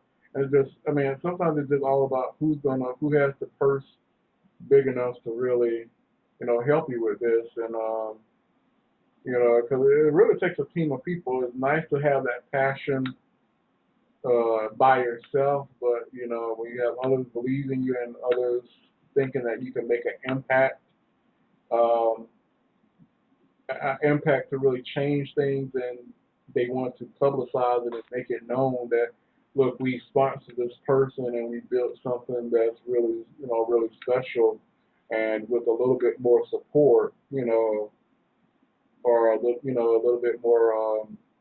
And sometimes it can even go as far as, even getting somebody to sponsor you with tires or something like that. Yeah. Just getting that type of sponsorship to where as long as everybody's on board, it's sort of like you guys kind of mimic the same people that do the, what is it, what's the electric one that has the Kata, man, what's that bike? The electric motorcycle, not the Kilocycle, but the one that competes with the other gas bikes. That's using, they're using Intertrack motor, but they got that thing souped up on headway cells, running like 100 and some odd volts or something. I think it's the Catovolt. It's a motorcycle. Is it a track bike? Yeah, it's a track, not like drag bike, but it is a track bike where they compete in the racing leagues. It's actual, the Moto GTTPX something, whatever. It's one of those. Oh, okay. Yeah, I know what you're talking about.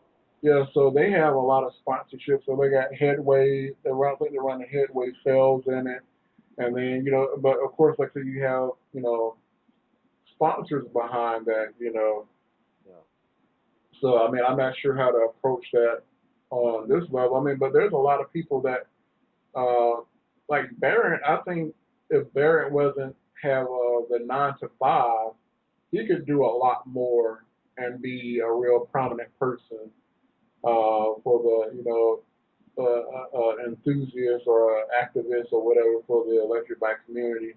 But I honestly think where electric bikes will take off is when you start having those hybrid, when you start having some type of shell around the bike where you're a little bit sheltered. I know you're concerned with racing, but when they start making the bikes kind of sheltered to a certain extent where you have some type of shell around you, sort of not, it's like a cross between a velomobile and a trike and something else, where people are out of the elements and stuff like that, and you could do a decent 30. You're talking about like a velocity mobile? A velomobile or yeah, like exactly. something like that, but not as dorky. Once you start having a cabin on the bike, that's a cabin or something surrounding you for safety and shielding you from elemental aspects. Uh, I think that's where you'll start seeing it really take off, or some coming with some. I think honestly, if you were a three-wheel trike, a single-person three-wheel trike, where you actually have the cargo space for the batteries, and then you can design a decent hub motor around it. Because we know,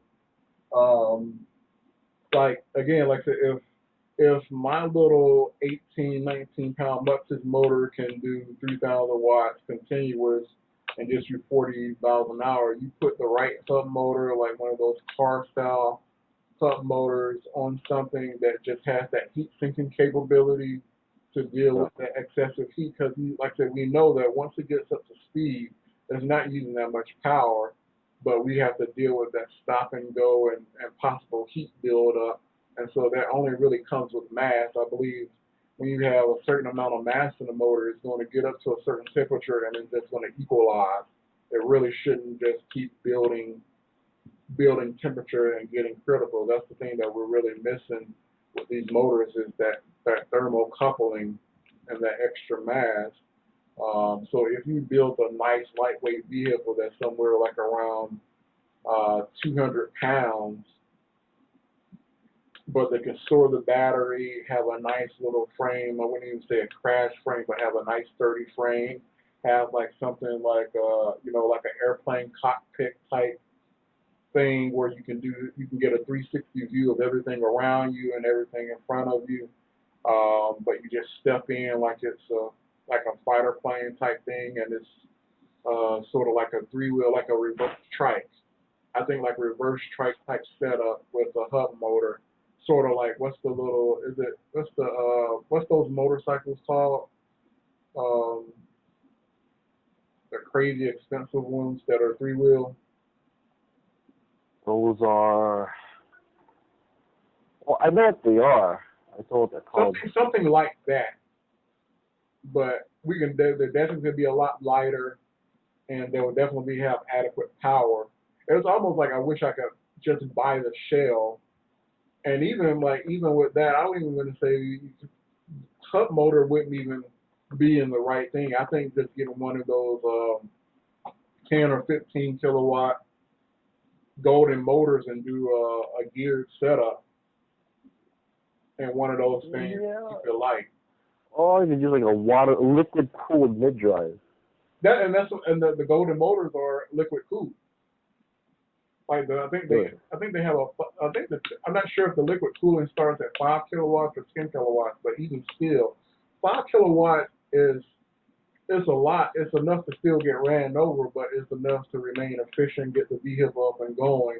And if it's water cooled, you don't really have to worry about the heat. And then the other components, you can just use appropriate components for the speed of the vehicle. But still, you gotta look at. I think again, like if you go with a project like that, I think it'll probably be real easy to get up and going. And once people see the viability of it, you can probably get investors behind it. It's just I really don't have the networking behind me to get those people assembled to where, if I stayed in California or somewhere where, people are waiting for that next best thing to take off, or even if it's just a fad, if you can build it and get somebody to back you or something. If I had the lottery, trust me, I would be doing a lot of things for EV, It just everything just takes money, but like so you got to believe it, and then you got to sell it to the person that's willing to invest in you. So, that's true. I mean, there are people out there with deep pockets. I mean, there's plenty of deep pockets out there, but but who has all the money? The money isn't where I stay at. Let's put it that way. The money's in corporate America and people who save their money and I wish I was in Shark Tank or something. I mean, honestly, like I think if enough minds together on ES came together and pitched something to Shark Tank, a nice $3,000 vehicle, $2,000 to $3,000 vehicle that can do 55 miles an hour, keep your shelter out the rain, and that's pure electric and has at least I would say even out of 60 to 80-mile range, but have it be a personal electric vehicle that'll get you to the grocery store, carry a decent amount of cargo. Like I said, I think you can do it in like a reverse trike streamlined electric type vehicle. Have BMS charge, or even be able to charge at the what do you call it, the charging network station, the level 2 charge stations, and get topped off in like 10 minutes. I think just that idea alone, I would drive something like that. But it's like I said, it's still about that protection. And you start you start hitting a whole bunch of legal loopholes. Like, is this still a bike? Is this a vehicle? Do you need to insure it? Do we count this as a moped? Do we? How does it handle in a crash rating? You know, I mean, how does the roll cage, you know, handle if this person gets hit? Because they're going to get hit. You know, somebody's going to hit one of these things or whatever. You know, there gets to be a lot of legality issues. But the thing is, if we never face them, then how can we progress as a community and as a way of life? So I still think that, you know, we have so many people lobbying against electric. It's insane. You know, like the pockets of, you know, the big oil industry are very, very deep, and they'll lobby the hell out of stuff, and it'll be from angles you didn't even expect. You know, it ain't got nothing to do with No, it's not politics. yeah, they'll come at you with something totally unrelated and discredit you, and you know, next thing you know, you're just you know, an afterthought. And you know, I just see, you know, just like who killed the electric car. We really should have been a lot further than where we are now. We should have been a lot further. But we've been hindered by at least 5 to 10 years minimum on where we could have been, especially with the EV1. Yeah. How many people begged to keep the EV1? The only thing that was really lacking in that thing was the battery technology, but the patents were out there. They held on to the patents and didn't utilize them to make the car better, and then they crushed all the fuckers, except for the one or two that's sitting in museums. You know, there's so when you have everybody that's not a team player and they don't want to see the advancement, they just want to really see how long we can milk this industry or milk this gas thing, how long that we can do that. And then once we finally get backed into a corner, like, oh, well, you know, let's start thinking about alternative energy. Like, the government really isn't concerned about alternative energy. They just put on that front to appear like they care.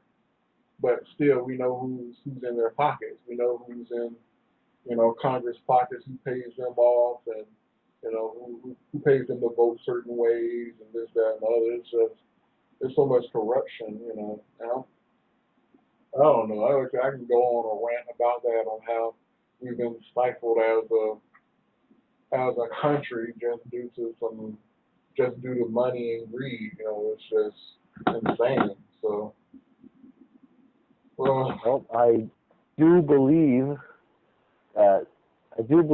in using EVs for racing. that we're what? I believe that electric vehicles could be very competitive in racing. That's it's a no-brainer, because didn't they have EV Formula One? Yeah, there's a Formula E, but They had Formula One racing where they did a full race, and those battery packs in the Formula One cars were huge, and they were just like walking all over competition, you know. And you know, they were hanging. They had hybrids, and then they had full EVs there. That, you know, the performance is there. We didn't have the performance, I think, you know. You still know the battery tech. And even the battery tech still has a way to go. Just as I made the point today, you know, a year or two ago we had battery packs a certain size, and now, like, look at where the multi-stars have come. We got a 25% decrease in range and 20% increase in range and capacity. So, I mean, those multi-stars, they're really a game changer, because they're not really that much bigger than my Turnigy packs. Yeah. And like slightly bigger. It fits. It fits within the frame, but I doubled my capacity. And the same footprint. And that's one of the things that kind of shocked me about at least in the weight aspect. I saved like 25% of my weight and gained 20% capacity in the same footprint. So like the last time, my last pack was a 66 volt 24 amp hour battery, and I could fit that in a triangle. This time I'm doing a 66 volt, 32 amp hour battery. It's lighter, doesn't take up as much space, you know, and it was cheaper, I believe, too.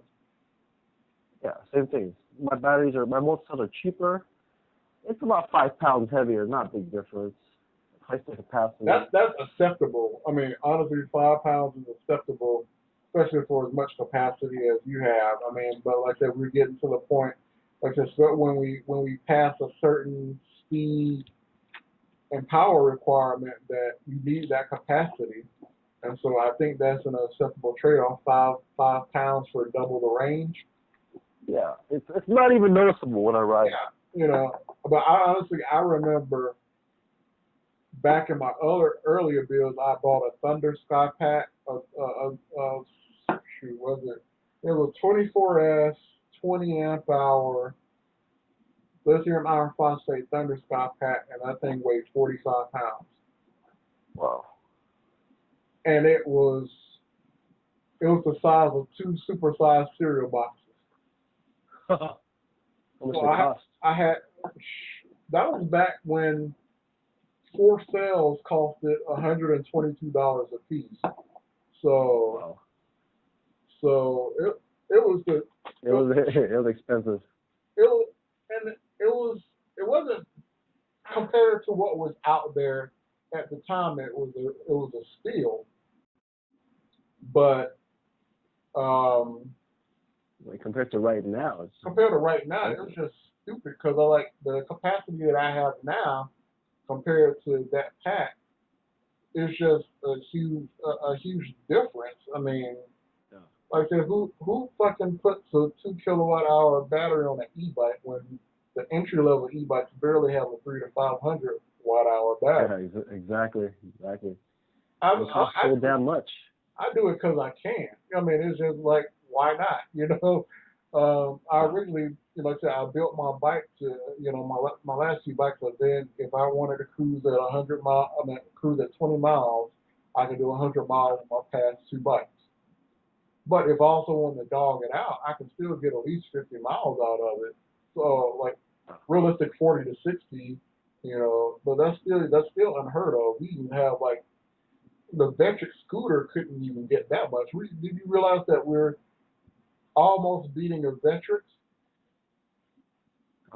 Really? A Vectric scooter, they're supposedly capable of 55, 65 miles an hour, and I'm not sure the mileage, but we're doing what that bike was designed to do I don't say a decade ago, but 5, 10 years ago. You know, they were running these large format nickel metal hydride batteries, and they weighed hundreds of pounds and everything. But we're pretty much putting LiPo in a shoebox and getting the same amount of range out of it. Yeah, it's pretty much the same speed. Here's the crazy thing that kind of tickled me. I mean, I remember I was about to buy like a kit car. Somebody, you know, it was like a light vehicle. It was like one of those Toyota something. It was some type of hatchback that was running on 60 volts or whatever. And there was like the battery pack was wasted. They're like, yeah, you're gonna get about 5 miles out of the battery. The battery pack is just worn out or whatever. And I'm like, lead acid? Yeah, they were lead acid Trojans. I mean, you just probably just didn't really take care of them or whatever. But I was like, I could bring a shoebox full of LiPo and actually probably triple the range of that car in a shoebox versus all of this 300 or 400 pounds in the back. You know, that's the thing that was shocking to me. I'm like, I could power this car off a shoebox. You know. So it's just like there's mind-boggling what we were able to condense in such a small amount of space now. And even the motor that he had, and I'm like, there are better motors in a smaller footprint. You know, it was just, you know, what he, at the time, it was probably great for him. He was probably getting 20, 25 miles out of it in his day, and it was pure electric, and everything was state of the art. But when he was selling it, I remember I went in there, he had a damn voltmeter Velcro to the dash. I'm like, Yeah. I could do much better, you know, and this is a good platform. All I got to do is swap out the batteries, controller, and, you know, get this musty smell out of it. It'll be actually a half decent vehicle. You know, I'm glad. But at least from the tinkering standpoint, it wasn't a lot of money either. You know, if you buy a Yeah. kit, a project car, I'll probably spend about, even if it's just halfway done, I'll probably spend about $1,500 or $2,000 on something that's pretty much 70, 80% done. And you can probably have a nice learning platform, but we still know that most of the time it's the battery and the controller that makes the vehicle pretty much. You know, I met a guy. I met a guy that he, as a Geo Metro, that he converted to electric. Still uses the same 5-speed gearbox. yeah, you can do it. It Yeah, has a lot of range. But he told me he spent $10,000 on it. that's way too much because essentially the only thing you really have to do is remove the motor, create a mounting plate to match up to the gearbox, and you could have put a Warp 9 motor in there and put in a Curtis controller, about a 600 amp Curtis controller, and then the rest of it would have just been batteries. But like between the Geo Metro, the motor, and everything, it probably could have been, I would say, $4,000 max. You know, Yeah. it could have He been told me built it's a so much lot, torque. but You at can the, take off in fifth gear. well, damn, that's So much. Yeah, fifth gear. But normally with most of those things, you really don't use the gearbox. You just pick those one or Yeah. two You gears. If you hit a heel, yeah, you're a downshift, but pretty much you're pretty much in second or third most of the time, depending on how your RPMs of the motor and what voltage you're running. So he probably has a lot of voltage in that thing to develop the torque to be able to start in fifth gear.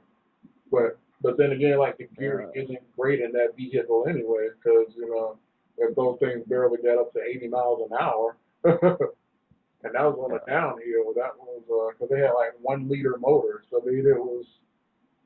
I don't even think it was a 1.3. They had like 1 liter motors, and some of them were 3 cylinders too. So you Yeah. know, um, it could like I said, it could be done a lot less. And so even with like some of the older cars, the 80, 90 cars that were light like back in the day, you know, even the Bugs are still good candidates, you know, especially like the thing that was killing us for the longest was the battery technology. And so the only thing you could really look forward to was the lead, and even still with the larger format lithium iron phosphate cells, those are still heavy and bulky too. But now that we're starting to have these wrecked Nissans and everything come on the market, and we can get these Nissan leaf packs, people can rebuild these things and rebuild battery packs in a minimum amount of space and a third of the amount of space that lead acid, you know, takes. Yeah. So these 18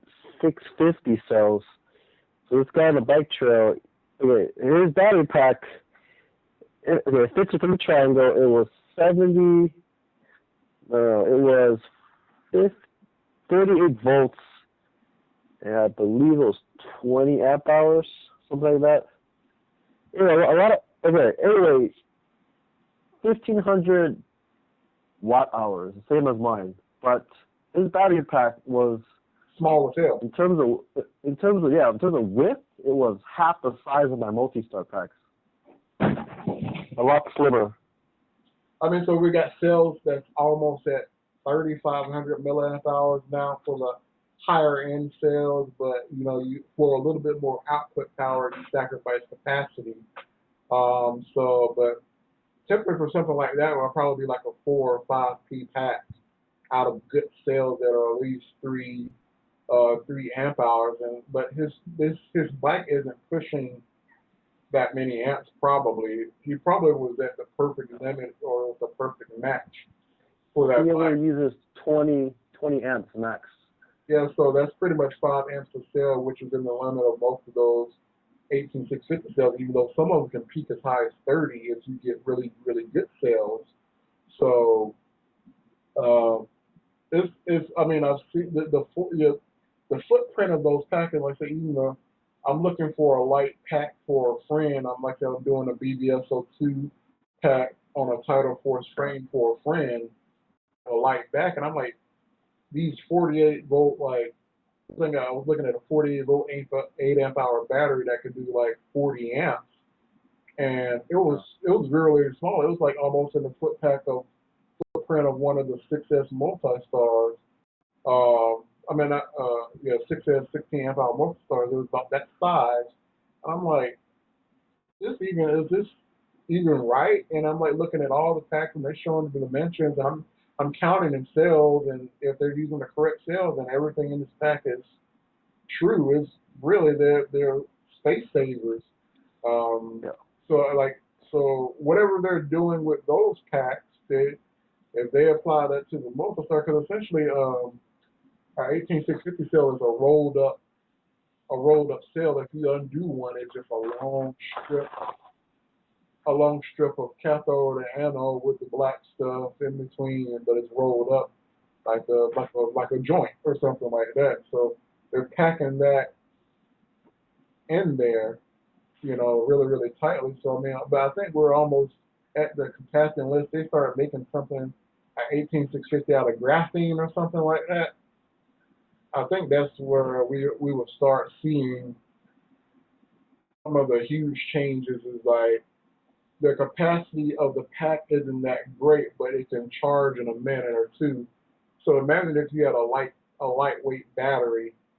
I mean, again, taking those 18650 cells and assembling something in the side of a shoebox and creating a 20 amp hour or a 30 amp hour battery for a car, but it's graphene, so it's almost acting like a super cap, and it can discharge very quickly and charge very quickly, and we could go to stations and plug them in for a minute or two and top off to 80% since the graphene can charge so quickly.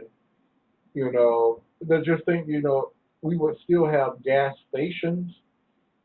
You just pull it in with your electric car, jack it in for 2 or 3 minutes, pay for your little amount of power, and getting the hell on. Once we start being able to charge in the same amount of time it takes to fill up the gas tank in our car, that's going to be the real game changer.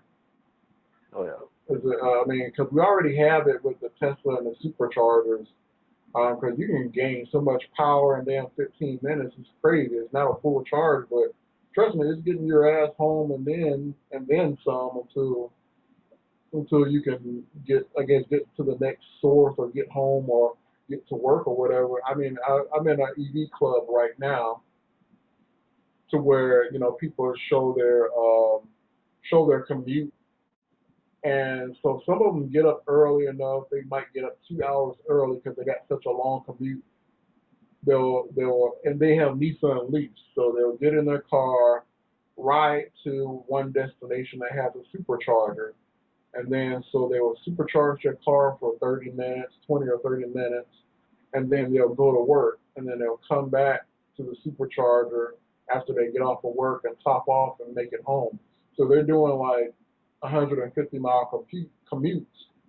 But if it wasn't for the charging infrastructure, it wouldn't be possible on electric only. But like I said, you have to embrace that lifestyle to take that extra time to, get these 20, 30-minute quick chargers to top you off to get you to your next location. Now, where the abuse comes into play is you have people that get electric cars. They don't want to. Do you have a quick charger for your Leaf? Huh? Do you have a quick charger for your Volt? Oh yeah, my Volt. I have a 4-hour charger for the Volt, but 4 hours is as fast as it goes. The stock charger is an 8 to 10 hours. So I got a 240 charger for my Volt, but the Nissan Leaf, they have a 6.6 kilowatt charger. I have a 3.3. They have a 6.6 for the Leaf. So like I said, they can gain a lot. Actually, okay. Let me revise that. They have a 6.6 onboard charger for the Leaf. So if you're at home, you can charge at 20, 30 amps at home on your home circuit. But there are some Leafs that's equipped with the DC fast charge port, and that's the one that can dump in 30, 40, 50 kilowatt hours and rapid charge the battery. Yeah. So you have So there's like three different levels of chargers, but that think if your charger is barely doing 800 to 1,000 watts, but you have a DC fast charger that people posted pictures of them doing like 45 kilowatts charge, and they give the estimated time like you will have 40 miles in the next 7 minutes. You can't beat That's a that. lot. That's Yeah, just I can't. insane. So I can see why people have used the fast charger. I don't have time to go home and wait to charge. I think like the charge time on a Nissan Leaf is maybe 6 hours. Let's see, about 6 hours. Yeah, I heard they come out with the next Nissan Leaf. It's supposed to have over 200-mile range. Yeah, they almost doubled the pack on it, but that's definitely an upgrade option, and it's not stopped. I mean, they're still going to have the 100-mile, the 80 to 100-mile Leaf, but if you pay for that, Yeah, that makes matter. sense. That makes The, sense. the extra, Not everybody needs that kind of range. I mean, like honestly, most of my stuff, I wish my Volt had probably about an extra 10 to 20 extra miles. The EV range right now is stuck at 40 miles EV only, and then it switches over to gas. But if I had 60, I guarantee all of my stuff within the city would be handled within those 60 miles. Uh, Round trip from my home to my destination and back, I could probably do it on a single charge. But most of my stuff now, if I'm really going to the other side of the city, has been like maybe 10 or 15 miles gas range extra that I've been having to do. So I've been in the city. I've been kind of in an 80-20 split. 80% of my riding is mostly EV only, with 20% being on gas, and that's just for the final leg of making it back home to the charger. But with my Volt, it doesn't make sense to. I can't opportunity charge my Volt because 4 hours for a full charge, nobody's gonna let you sit there for 4 hours while you juice up, unless you're like going to a mall or something to where you're going to be busy for an hour or two, and they actually have stations there for you to charge while you're shopping or something. And that's the only way that you can get away with that on a Volt. On a Nissan Leaf, yeah, you can make out like a bandit. 2 hours will probably get you 40 miles. 2 hours for me will only get me 15, 20 miles if I'm lucky. So. There's a place for everything. Like I said, I know that we will totally be gas. I mean, we'll never be totally gas free. But like I said, I like the options in my Volt to where, like, if there was an electrical emergency, like something like Hurricane Sandy, how all those people were out of power, I can be a day or two. I can put an inverter in my car and pretty much have like a day or two worth of electricity.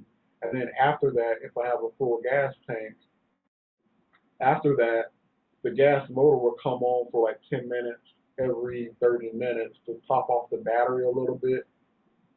But I could pretty much run the car for like a week with the internal gas that's in the tank. So it's a lot more efficient than a generator. So I kind of like that as the dual aspect of my car. But when you have an EV only car, once that power is gone, it's gone. And when you look at the Nissan Leaf pretty much has like a double size battery that's in my car. It's double the battery life. But like I say, if you have nothing to recharge that, or you can't recharge it anywhere for whatever reason, then you're pretty much dead in the water. At least I have, that's one of the reasons why I really don't take advantage of chargers out in the city is because I really can't get a meaningful charge. And then I don't want to, since I do have a gas motor and I have a gas tank and I normally have gas in my car, I want to be that asshole that's taking up a charging spot for somebody that has a Nissan Leaf and they need to get home. But here it is, I'm taking 4 hours to charge my car, but on the same charger, somebody in a Nissan Leaf can come in and get 20-mile range in a short period of time and, make it home. So there's a problem with EV etiquette nowadays. It's a lot of got a lot of hippies that have that entitlement. Oh, I have an electric car and I need this more than you, and this, that, and the other. I would step aside. If you need this charge more than me, I'll let you have it. But like I said, the problem. Yeah, I've seen that people are fighting over the charging stations.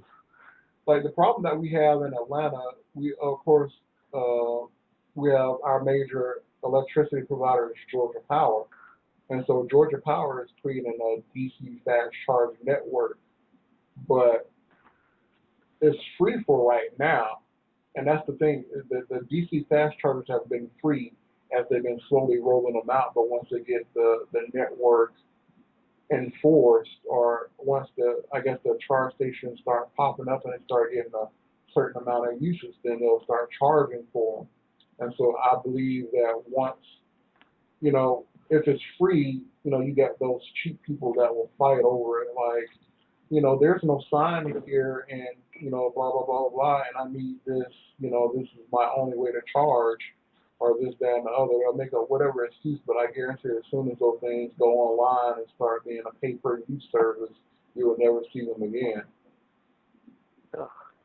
So, I mean, and sometimes those rates can be expensive, but still, in comparison to gas, you can't argue with it. I mean, electricity is so much cheaper. Like for me, to get those 40 miles range on my car, it's 15 cents to charge my car for those 40 miles. And for like a Nissan Leaf, it's 30 cents. But it depends on where you're located also. So, and that's just what's typical for me. But it works out for me, especially during the winter time. I mean, I believe with my vote in comparison to the awesome EV rate, the electricity rate that we have currently right now, like in the off peak, I'm using anywhere between 300 to 500 kilowatt hours of electricity. And that used to typically cost me $50, $60. Under this new plan, if we work it right, my bills can be as low as $30 a month, with regular driving and, doing the heating and cooling and everything. But I wouldn't say I've designed my house, but I've swapped out certain things to where we're really energy efficient, especially in the winter months. We don't use electric heaters or anything. We have like warming blankets and stuff like that. So instead of you having a 1500-watt electric heater, you can have this warmer blanket that uses like 50, 60 watts. And you'll be throwing that thing off after like 15, 20 minutes because you're so hot under it. So instead of heating the whole space, you're just heating just you in a localized area. So that's how we save a lot of power. We do run the heater to knock the edge out of the house, because there's been times, especially at night, we'll walk out to the living room and see our breath, and then realize it's like 58, 60 degrees, but we don't, like I said again, we don't feel it because we like to stay in our bedroom. We have these heated blankets and stuff, and creating like a little microclimate for a fraction of the cost versus heating the whole house. So, I mean, there's so many things that we can do to be conscious of how much energy that we're wasting, and we can conserve a lot and everything. But again, like I said, I have some friends that stay in $500,000 homes, and like I said, I spend 300 to 500. I mean, I use 300 to 500 kilowatt hours during the fall and winter time, and they're doing over 4,000. And it's just a couple. It's two people, same two people, different houses, but you have some people that are just way more wasteful than other people. That I wouldn't say we're living frugal or we're being cheap, but we just know how to be smart about it.